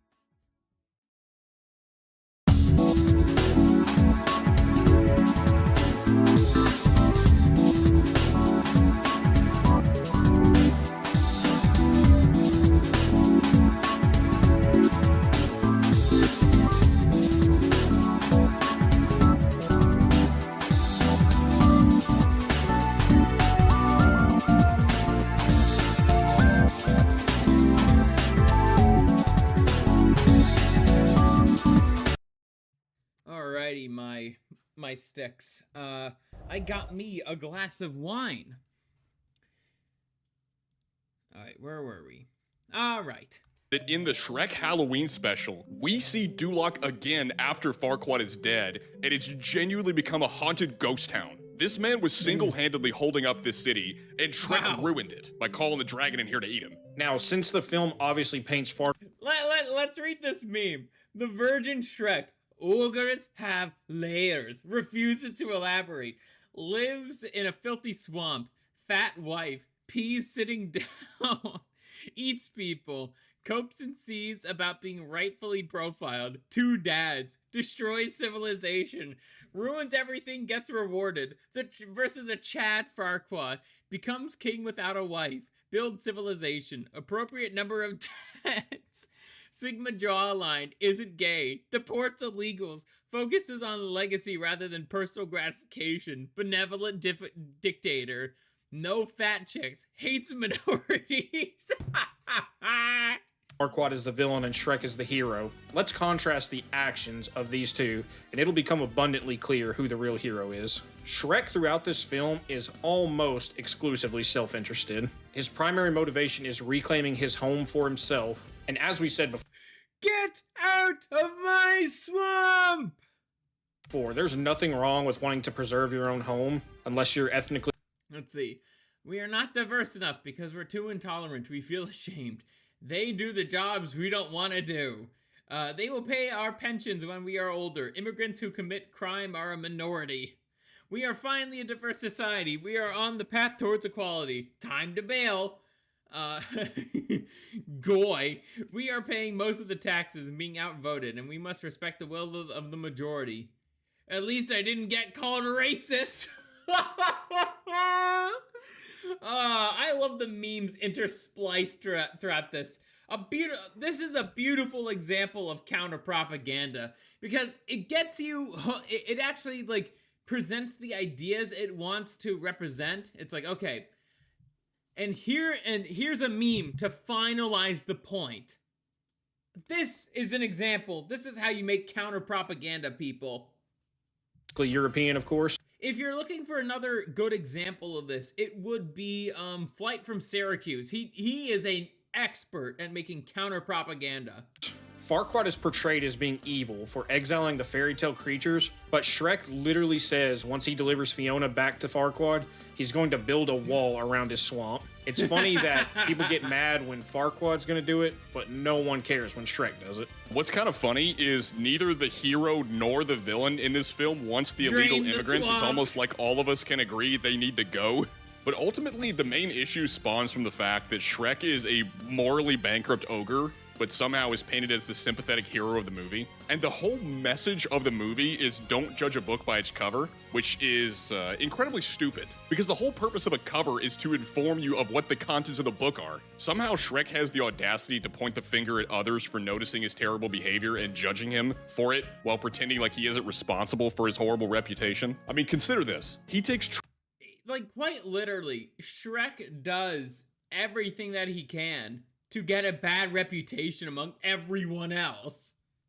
Tremendous joy in absolutely terrorizing the villagers. I mean, there's an entire music video that plays at the beginning of the movie to demonstrate just how much Shrek loves scaring people. And not only is Shrek scaring Farquaad's subjects, he kills them and eats them. I mean, he has a jar of eyeballs on his kitchen table and says that the jelly from human eyeballs is actually quite good on toast. Keep in mind, we see him eating from this jar of eyeballs before the villagers show up. So yeah, they kind of sanitized the character in future installments where he's not doing stuff like that anymore, especially by the time he has kids. Just thought I'd let you know.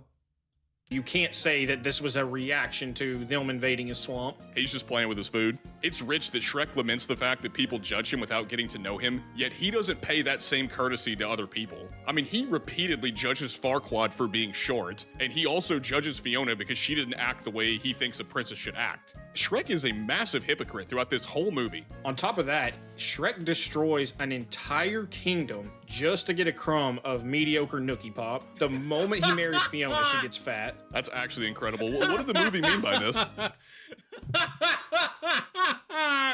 I wonder what the movie could mean by that.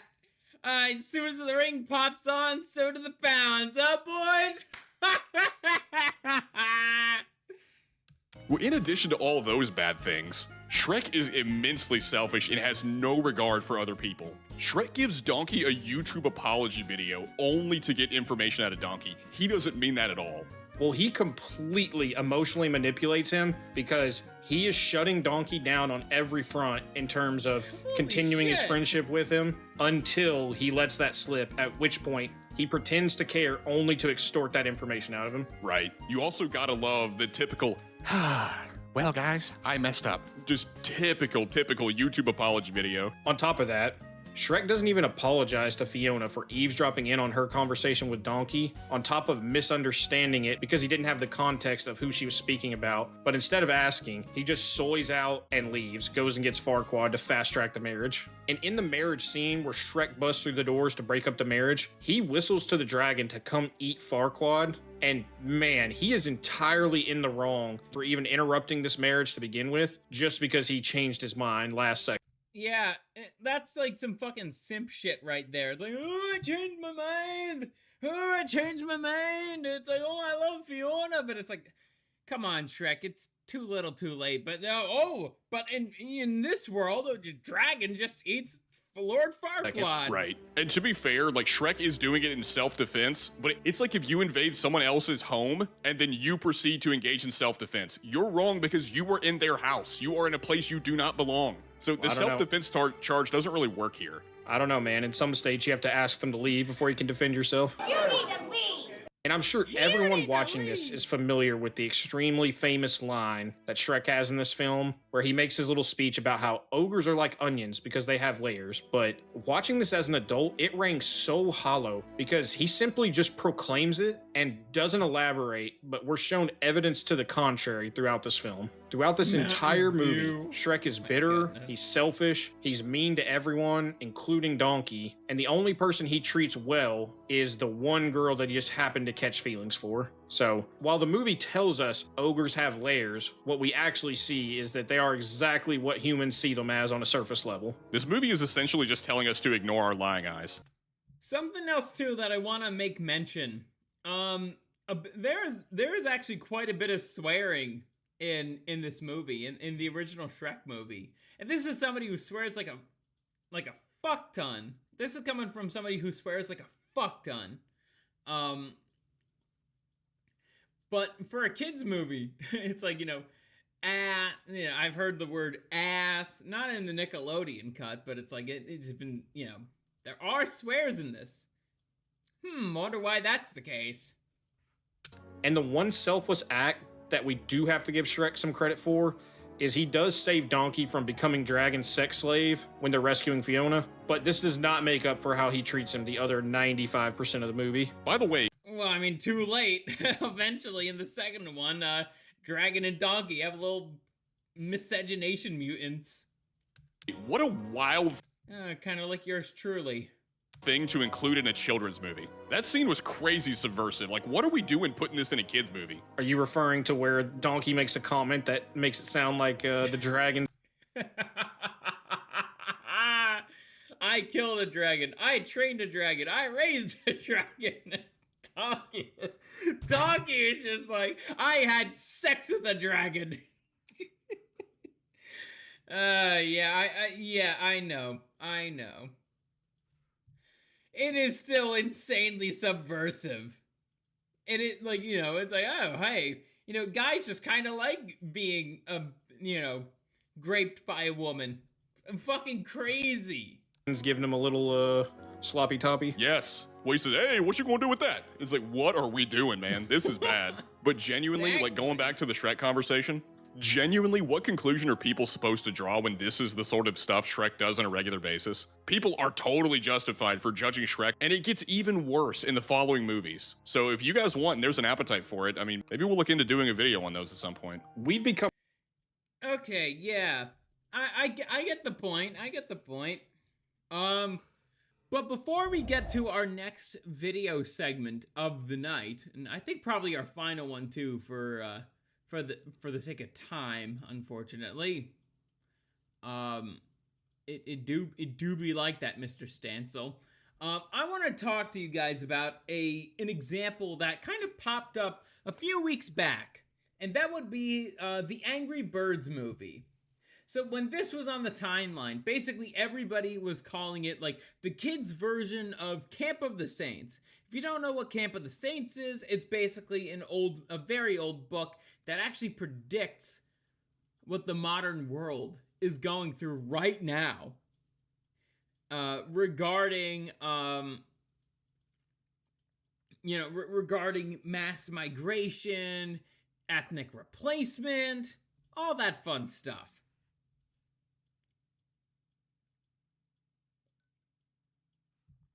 And there are those themes in the Angry Birds movie. And my mods, Dusty and Rexus, have actually watched it before. And we found it to be pretty funny. And now, wouldn't you know, Type 2 Productions have actually made their video on, on the Angry Birds movie. So let's see what they have to think, and then I could kind of reflect my thoughts on that with, wait, before we get to that, there have already been so many counter-propaganda memes with, like, the mighty eagle having the black sun behind his back, and just like Red, looking like a chud and being proven right.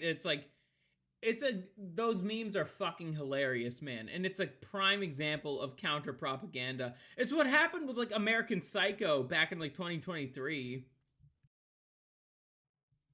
And other movies like it, where like a lot of young guys, right-leaning guys, were going like, oh, literally me, whether it's like the protagonist of Fight Club, or The Matrix, or again Patrick Bateman. Not that they literally are these characters, but it's just like, oh wow, oh yeah, this guy's like literally me, bruh. But anyways, let's get to Type 2 Productions on the their thoughts on the Angry Birds movie. There's been some recent buzz online about how the Angry Birds movie is super based, and we've even seen some of that in our... Let's see. Kangman Lee says, main big pig has a Muslim beard. Green is the primary color of Islam. Pigs invade birdland under the pretense of being friendly. Cucked President Bird welcomes them, gaslighting other birds about inclusion. Amnesty International. Rexus, Dusty, you guys remember that shit?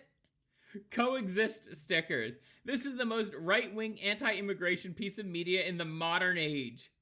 But the thing is, the people at Rovio were just, they might have saw that, and then in the sequel they kind of cucked out. Dusty, Rexus, I will force you guys to watch the sequel in the future so we could see how how everything gets graped. Our very own comment sections here on YouTube. So we both recently watched it, and we both came to the same conclusion.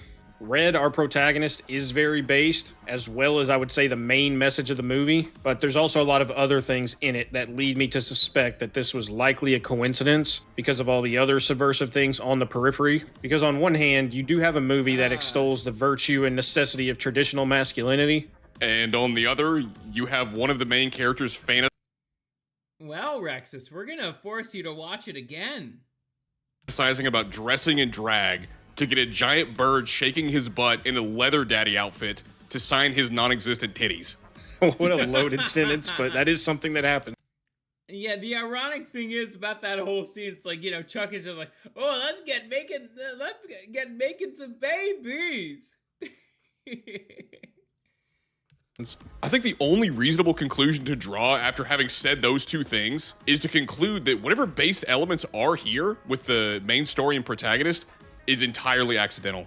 Well, I found an interview with an executive producer of the movie who also happened to be a writer, John Cohen, and he said that the movie... Huh? Cohen? Why'd he say Cohen? Oh, absolutely. Absolutely. Movie is first and foremost a comedy, which I presume will be used as a shield for any of the based accusations. But he went on to say that it's a story of outcasts hoping to be part of a community, and that it has an anti-bullying message. Now, that doesn't sound like this animated version of Camp of the Saints that I've seen. They will be green. They will be piggies. They will not care about your beautiful bird island, the Camp of the Saints by Jean Raspail. Seen people on both the right and the left on Twitter making it out to be. The Angry Birds movie gets a strange second life as a...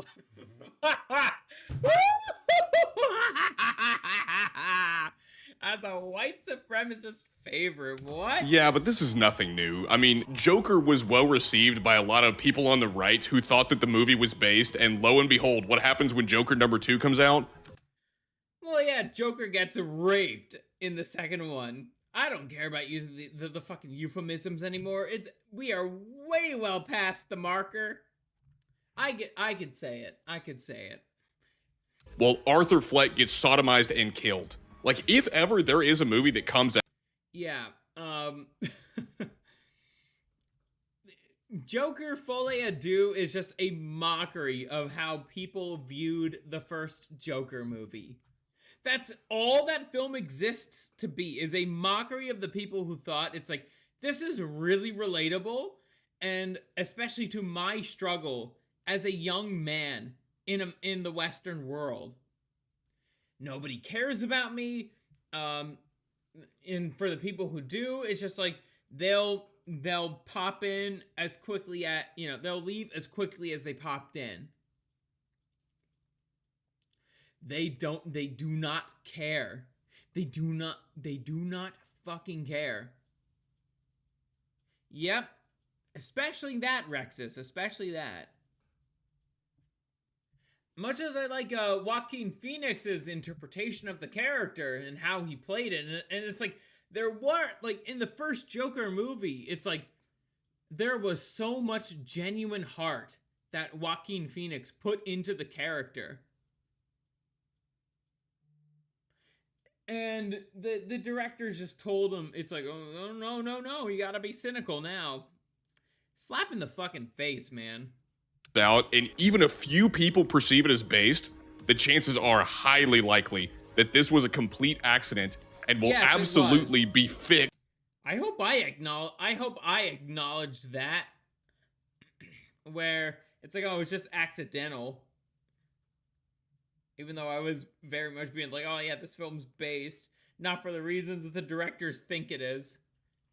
Fixed in the next movie. So I guess the point we want to make to you all is, don't give in to the narrative surrounding the Angry Birds movie being based just to claim that as a win for your team, air quotes. Exactly. But I understand why this happened, right? This is a lesson in counter propaganda. It's like, subvert the subversion. And this movie, it wasn't all that subvertive. Like, at the time it came out, it was like, it was all right, Nobody was really thinking about this stuff the same way we are now. Creamsicle, what do you think of Joker in the Dark Knight? I did not see those movies, Dusty, I have to be honest. I assume if I were to take a guess, he was accurate to the characters. Yeah, Heath Ledger's Joker. I know who you're talking about. I've only seen clips. I haven't seen, like, the full movie. But anyways, back to what I was saying. It's like, this movie was not subversive enough. That's post-nut. I'm getting drunk, aren't I? Heath, I thought you were Dusty. Like, your names are very similar.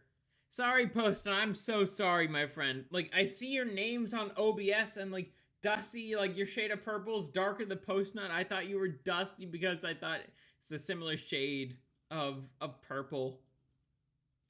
Yeah, that's on me, Rexus. That's on me. But anyways, PNC. My thoughts, I haven't seen the movies, so I'm drunk? No, I've not been drinking enough, Dusty. You know this by now. And there you are the darker shade of purple. Go home, we're drunk. No, but getting back to what I was saying earlier, right? The movie is, like, ultimately the reason why this movie in particular was able to be subverted by us is because the original movie was not subverted enough. It's like, how could leftists subvert a movie like this with a clear blood and soil messaging? How could they do it? Like, you can't. You just fucking can't. It's impossible.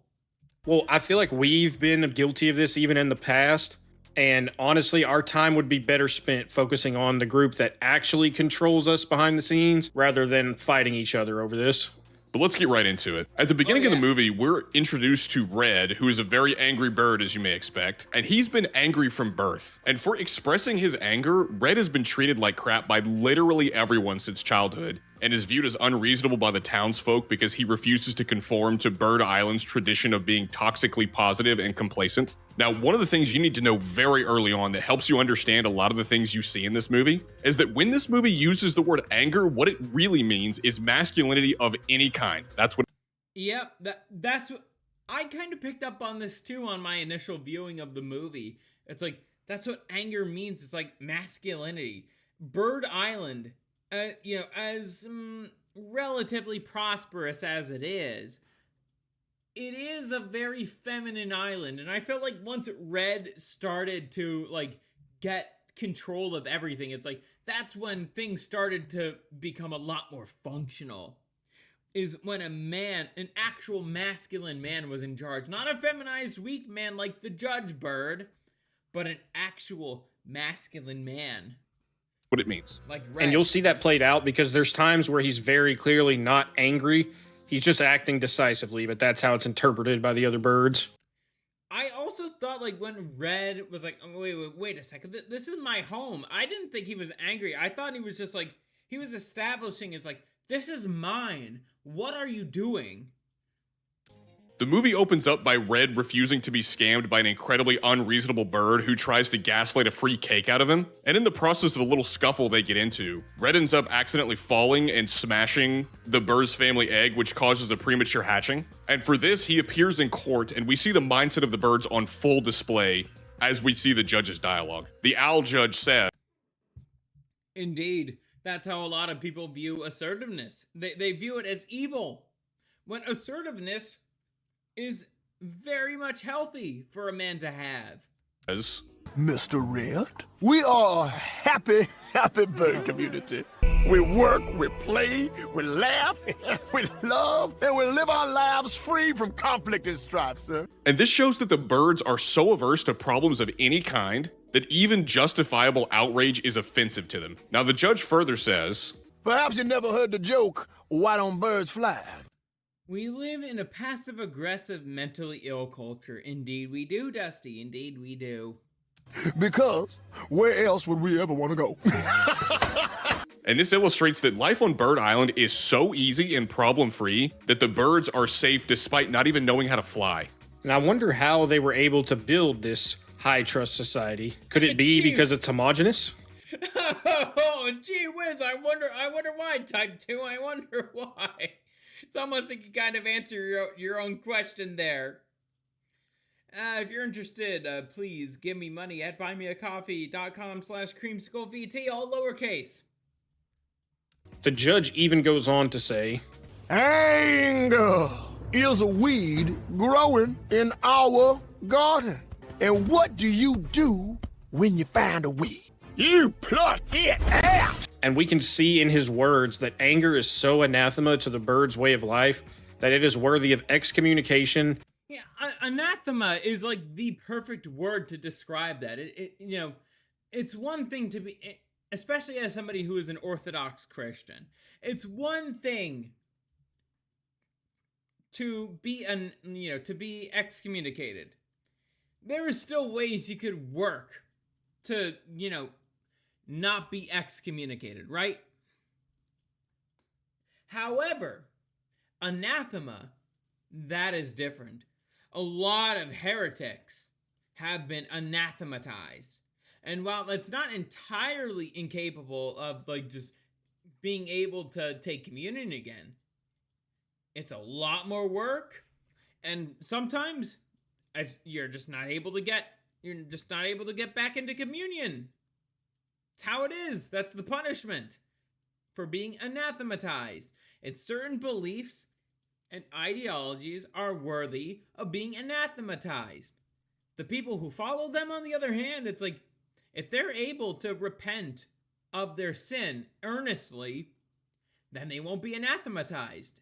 However, if they don't, anathematization is necessary. And to be punished by The maximum penalty allowed by the law. And for his terrible crime of goyim fatigue, Red is sentenced to Goyim anger management. fatigue. The anger management class is nothing more than state-enforced factory that subjugates masculine tendencies by putting women in positions of power. Bro, I felt the same fucking way about that. It's like, oh wow, anger management. Its goal is to try to feminize people. That's its goal in this movie. It's to feminize people. Men. No wonder why Chuck is the way he is. He's been going to these classes for a long fucking time. This highlights an important issue that we see in the modern world. Instead of being ruled by strong men, we have women in positions of power that actively work to suppress masculine instincts. If Matilda, who is the bird who's in charge of the anger management class, got her way and rehabilitated Red, Bird Island would have been doomed. Mind you, her rehabilitation would have been to put him on HRT. She and everyone like her need to be kept away from being in positions of power. We've seen what happens when women... And the funny thing is, later on in the movie, when Red actually starts taking control, it's like, you know, it's shown that Matilda actually has the same sort of anger that the other male birds have. And that, in a way, it's both based and subversive. It's based in the sense that it's just like a masculine man is actually able to bring out a woman's true nature, but at the same time it's subversive because it's like, oh, it's a woman, you know, it's a fucking girl boss or whatever. Anger management anger management that is a practical method to learn how to handle anger and put it to use in a productive manner. Yes. But in today's hyper-feminized society, that's not what it's for. It's to subdue masculine nature. Women get power in the working world. Gen Z, most enemy, itty bitty cheese and a bomb. Now, mercifully, the movie intimates that Red was right for viewing anger management class as a waste of time, and that, if used properly, anger can be channeled into something productive. And we see that happen later on in the movie.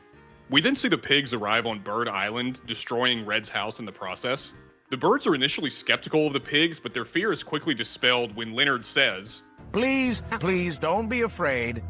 My partner. and again, we have a demonstration of just how easy it is to win the birds over since they're so used to living in a high-trust society to the point where they've become helpless and naive. Now, as the pigs entertain the birds with bread and circuses, Wonder what that sounds like. Red notices that Leonard lied about just how many pigs he brought with him. And Red's ability to notice prompts him to sneak onto the pig's boat where he discovers that they are hiding many more pigs. And soon after this, Hold on, I'll be right back. I'm gonna get me another glass of wine.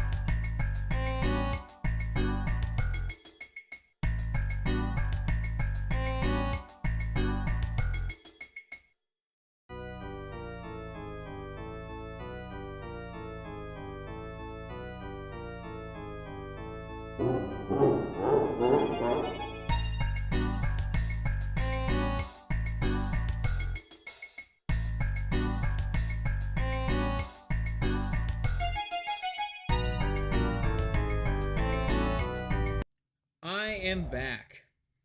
Let's see. What are you talking about, Dusty?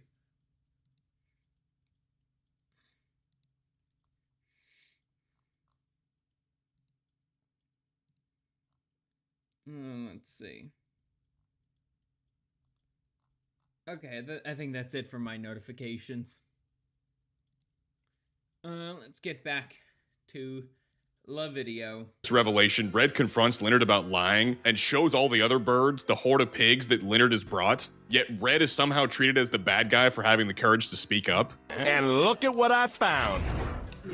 Remember, he said there were only 2 pigs on board, but he was obviously lying. The birds of his island truly are cattle.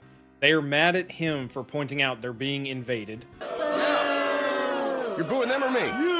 Oh, Mr. Red, you've shamed not only yourself, but our entire community. And what's amazing is Red sees that even more pigs are coming to the island, and he begins to ask the most basic questions. But the birds, being the good liberals that they are, get offended. I love how Type 2 calls the birds liberals, because that's exactly what they are. They are liberals. They do not like to think about the side effects of their egalitarian nonsense. On behalf of the pigs and chastise Red for noticing. And why'd you leave your home? How do we know you're not fugitives of the law? You are making our guests feel unwelcome, and you're not asking. Okay, I'm fixing the Johnny Hunter short right now. Thanks for the constructive criticism, Creamsicle VT. Thank you, Rexus. You know, if you're looking for more formal editing work, you know where to hit me up. Basic questions. Now remember, yeah, you're not asking basic questions. That can be ascribed to so many fucking people these days. It is astounding how many people refuse to ask themselves basic questions about why these migrants are here and what are they doing. What are they doing here? What is their intention? They can't do it. And per their conditioning, they are unable to. remember that thing we talked about earlier about anger being really a stand-in for masculinity? That's particularly true here, because you see Red very calmly asking questions when the judge immediately responds to him by saying, Your opinion is not needed. Why do we have to agree? Why does it matter that we're not the same? Anger is not always the answer. which is essentially another way of him saying, wow. It's not the way of a gentleman.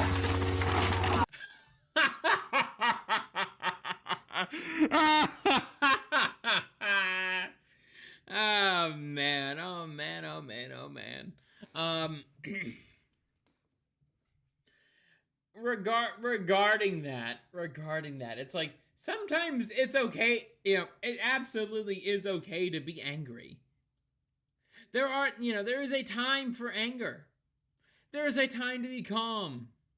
Don't fuck up the times where you should be calm, and don't fuck up the times where you should be angry. Red then hatches a plan to go find Mighty Eagle and see if he can offer help or insight in regards to the pig question. I'm telling you, something isn't kosher with these pigs. And Something isn't kosher with these pigs. I wonder.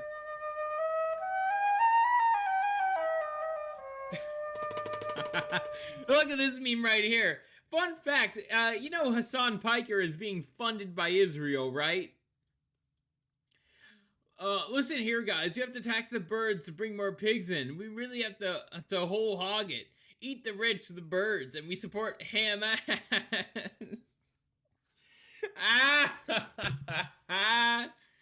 What do you mean by this? eventually, the group finds Mighty Eagle only to discover that he is a fat, lazy retard who is completely self-absorbed and seemingly incompetent. We see Mighty Eagle's cave is filled with participation trophies, store-bought trophies, and even spectator trophies.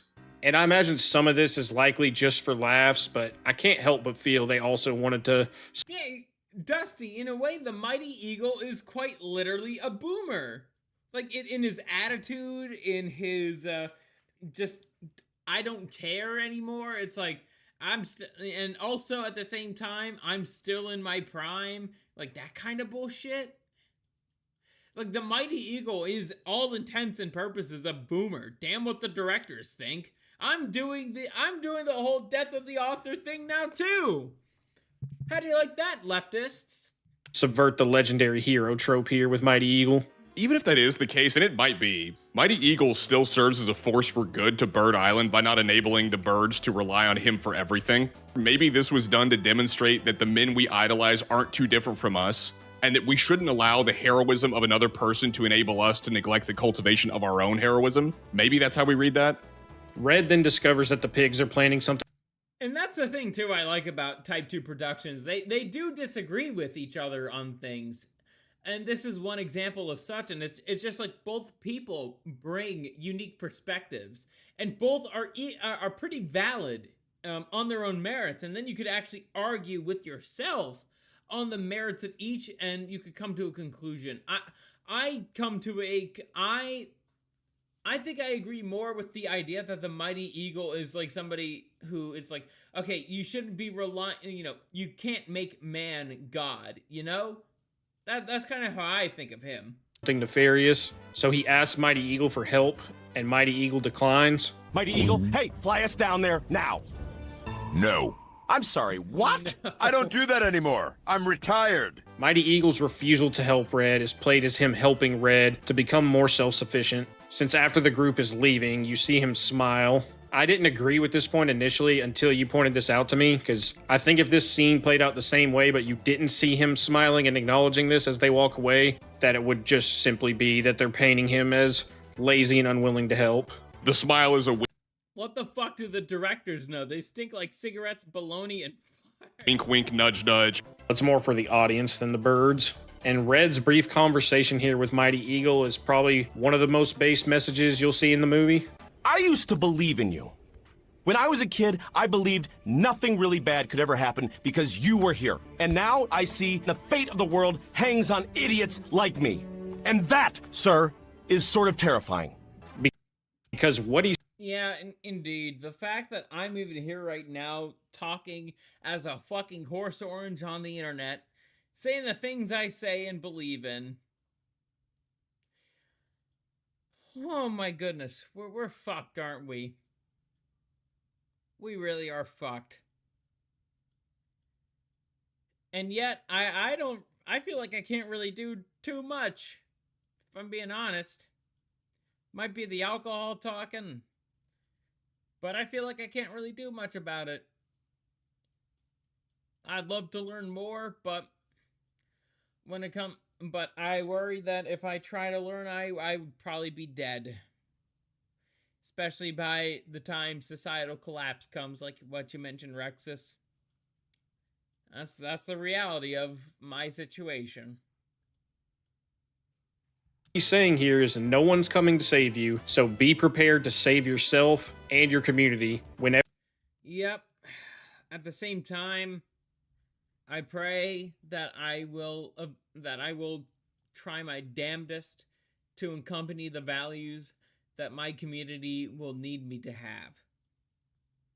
Ever danger inevitably comes knocking. Red, Chuck, and Bomb get back and see that the pigs are stealing the island's eggs while the rest of the birds are distracted with the party and all the fireworks going off. And because of that, the pigs are able to escape via ship with all of the birds' eggs in tow. And this causes the birds to realize that Red was right about the pigs and that anger does in fact have its utility. And yet again, there is some based messaging here. Outsiders will inevitably try to slip through the gates and destroy any successful society if they can profit from it. Wow, shocker. I wonder how that relates to real life in any way. I wonder.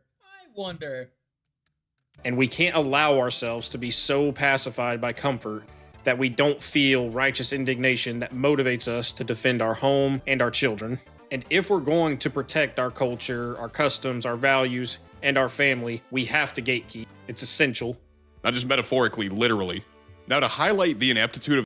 And the thing is, when it comes to gatekeeping, this is something that will definitely get me shadow banned, but I don't fucking care anymore. The way you gatekeep is via the sword. If somebody does not conform, well, you send them away, and if they're insistent, that's what you do. Sorry, to all the people who are like, we can still do things non-violently. It's like, no. If somebody is trying to use force to get what they want, and you don't want that to happen, you have to use force. That is reality. That is how things work. Adapt to it, or die not doing it. Of the birds.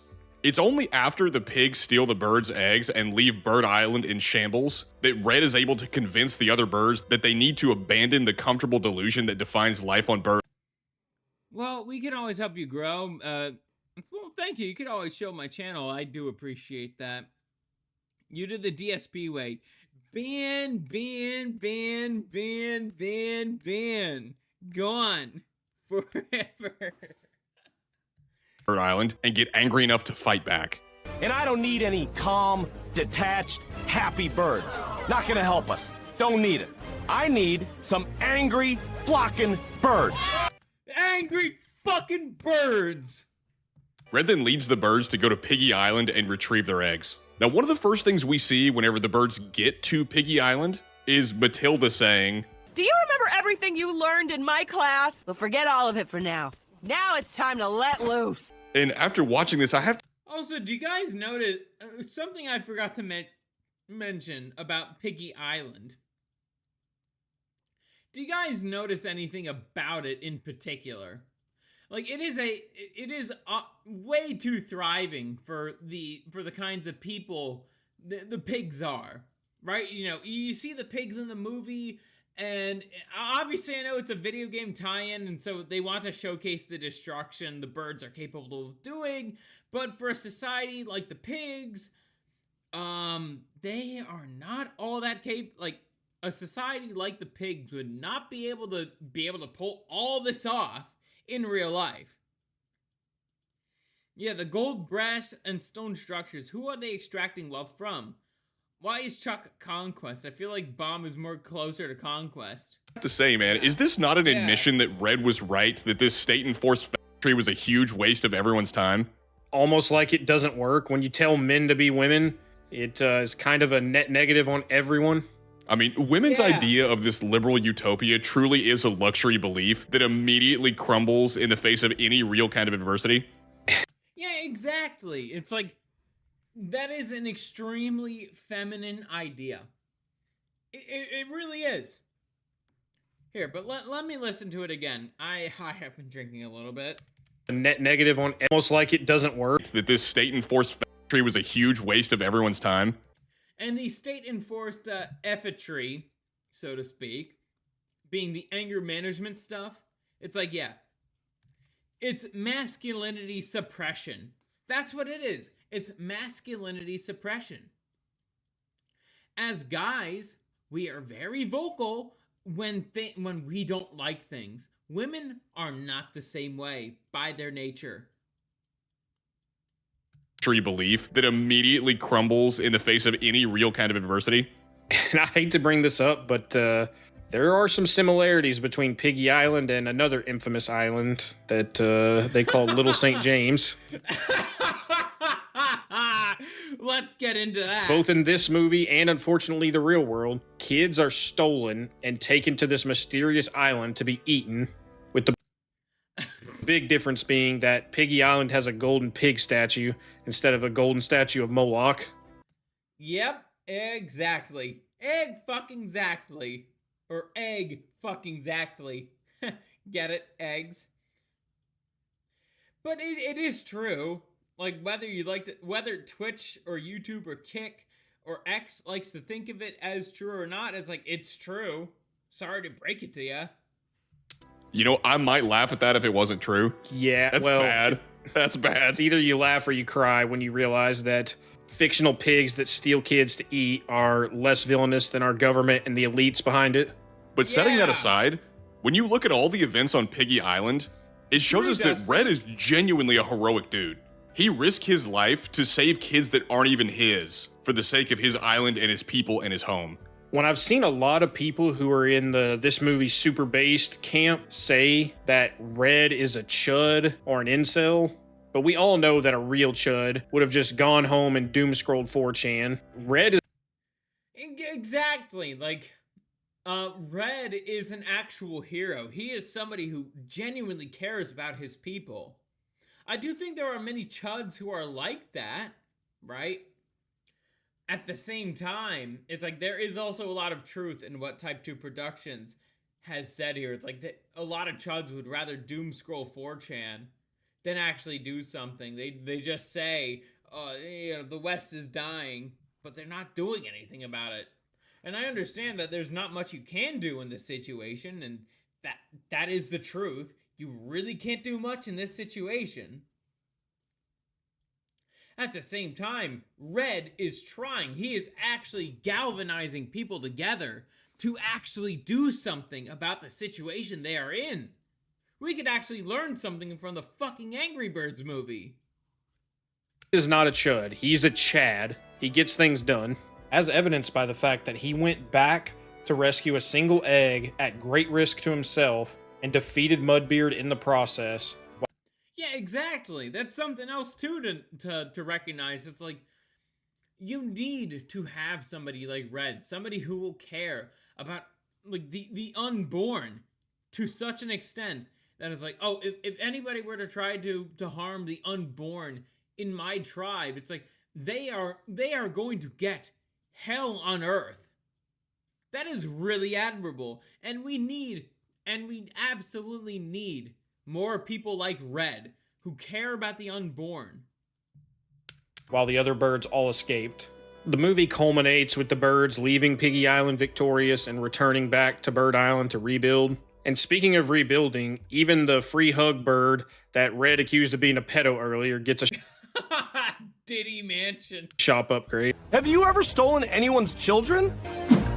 I mean, you look like you would. Mighty Eagle then praises the group's success by saying that they learned their lesson well. I mean, he even says, I had to make you lose faith in me so you could learn to have faith in yourself. despite the methodology being a little suspect, Mighty Eagle is more competent than the I movie agree. would lead us to believe. And he rightly understands that if he does everything for the birds of Bird Island, the birds will never become self-sufficient or autonomous. And in the end, what grants the birds victory over their enemies is that they are willing to fight. Now, the message here is so base that it borders on Fed posting, so I'm not even gonna bother saying it. I'll let you figure this one out. But they construct a monument that gives Yeah, essentially, what might be a little bit too Fed posty is that you need to have faith in yourself, in your ethnic group, to preserve it. Throughout history, a lot of ethnic groups, they no longer exist. But for yours, especially for white people, you guys got something to preserve. The reason why I say you guys and not us is because, well, I'm not full white. I'm part Iranian, and I'm part Ashkenazi Jew. So I can't say us. That would be subversive on my end. I try to value my brand on honesty. But for white people, it's like, well, shocker. You guys should absolutely try to collectivize. Absolutely. Even if it excludes someone like me whose skin basically looks like yours. I have no problems with that.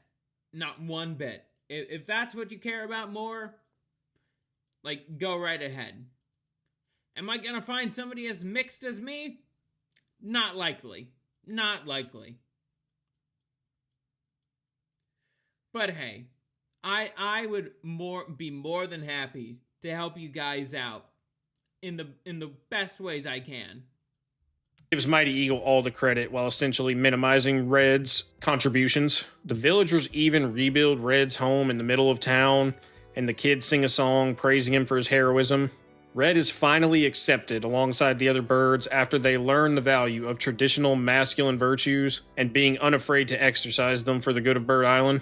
So as we said in the beginning, despite the movie having some unintentionally based messaging, there are a lot of subversive elements littered throughout the movie that I feel will get a pass for the sake of comedy. For one, there is degeneracy everywhere in this movie. Yeah, like that. Absolutely. Having listened to this like twice now, I could absolutely agree. There is degeneracy. Movie. And you're not kidding. It's literally everywhere. In almost every scene. On the pig ship, there's a book titled 50 Shades of Green. To add on to that... I noticed that as well. After the eggs are stolen, Chuck yells, Ladies, get busy! We're gonna be laying some eggs tonight! which is a sex joke in a kid's movie. I understand why. Look, I understand why they put stuff like this in kids' movies, mainly to make like parents like, oh, if they're gonna go to an Angry Birds movie, it's like at least we can make them laugh too. But at the same time, it's like maybe that wasn't necessary. Movie. In a flashback to an earlier scene where Red gets shown up by a Chad bird, there's a lesbian bird couple, so of course the movie still has to normalize that which should never be normalized and put it in the face of children. Well, speaking of other things they're putting in the face of the children. I didn't pick up on that. I was listening to this at work and I was like, oh, what are they talking about? It's like, I remember one scene, but I didn't think it was that. But it's like, oh, oh, wow. And did you see that inside the anger management building, there is literally a statue of a bird orgy? No, dude, they're just making a bird pyramid. Come on. Yeah, they're just giving out free hugs. Dude, and the one that got me the worst, man, is there is a scene, I kid you not, in this movie. Bomb and Chuck... Oh, it was this one. You guys remember this one, Dusty and Rexus? Give each other monkeypox by spitting Mighty Eagle's piss into each other's mouth, and Chuck even drinks it, dude. What are we doing? Yeah, but the joke is they didn't know it was piss, man. It reminds me of the Jocko Willink clip. Wake up at 1 a.m. in the freezer. Gargle piss. So stupid. Chuck is probably my biggest issue with this movie because he's literally gay. He cross-dresses. I think he's more bisexual than gay because clearly I don't think even the most gayest of gay person would make the ladies get busy joke. But it's like there is some obvious undertones that I have to admit that are there. He oogles the pigs while they're shaking their butts in front of him and talks about enjoying it. I'm looking at all their business here. That part about them I really admire. And his fantasy of Mighty Eagle essentially makes him out to be a Chippendale dancer. There's also this weird obsession with butt stuff in this movie. Like, in the beginning, Red shows his butt to a kid after scratching it up. You have Chuck doing yoga poses in front of Red where his butt goes in his face. You have Leonard... I noticed that too, but I laughed because I have a juvenile sense of humor. And Ross genuinely clapping their cheeks together in front of the camera. I forgot about that, but what's even worse is the pigs do a cowboy show on stage, and they're wearing chaps with the butt cut out, and at one point they rip those off and throw them onto the face of the birds in the crowd. Having characters like... it's the women in the crowd, but I see your point. Chuck just constantly fantasizing about other males in the movie is a core part of why Bird Island is weak and spineless. Yeah, exactly.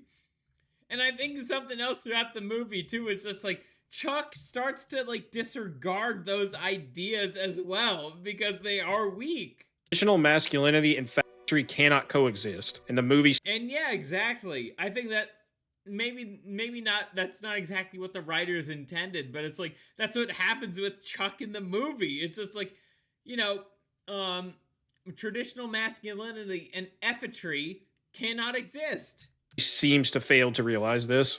And Chuck chooses the former. It seems like it celebrates it. This is all a joke. It's not dangerous. It's nothing to be worried about at all. It won't ruin your society if it becomes mainstream. No. It's that darn slippery slope, man. And of course, shots have to be taken at Christianity because the cretins who run Hollywood live with a terrible regret that they were only able to kill Christ once.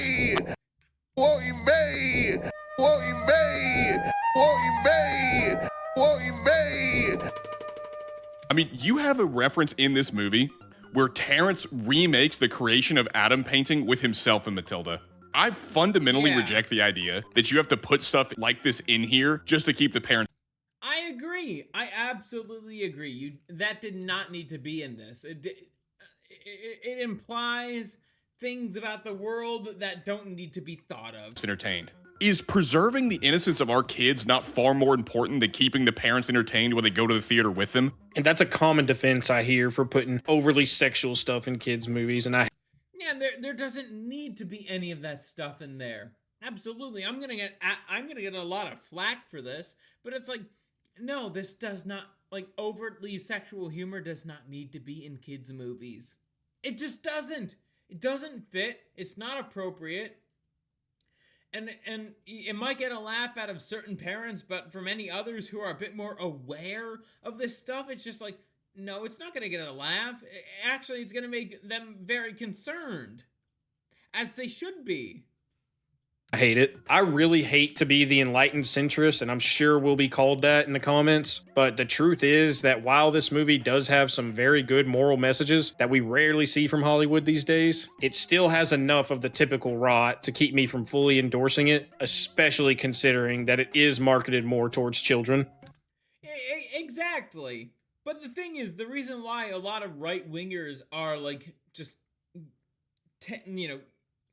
running the mile, so to speak, with this movie and its messaging, it's because this is our first chance at, like, counter-propaganda. That's what's happening. It's our first instance of, like, being able to use something that the enemy has made for our benefit.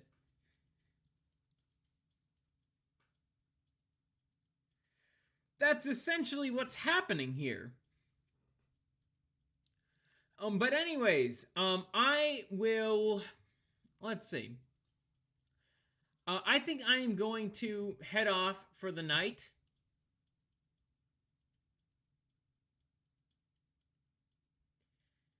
I will see you guys tomorrow, but I think there are some other things I would like to do tonight aside from streaming, and there's more booze for me to drink.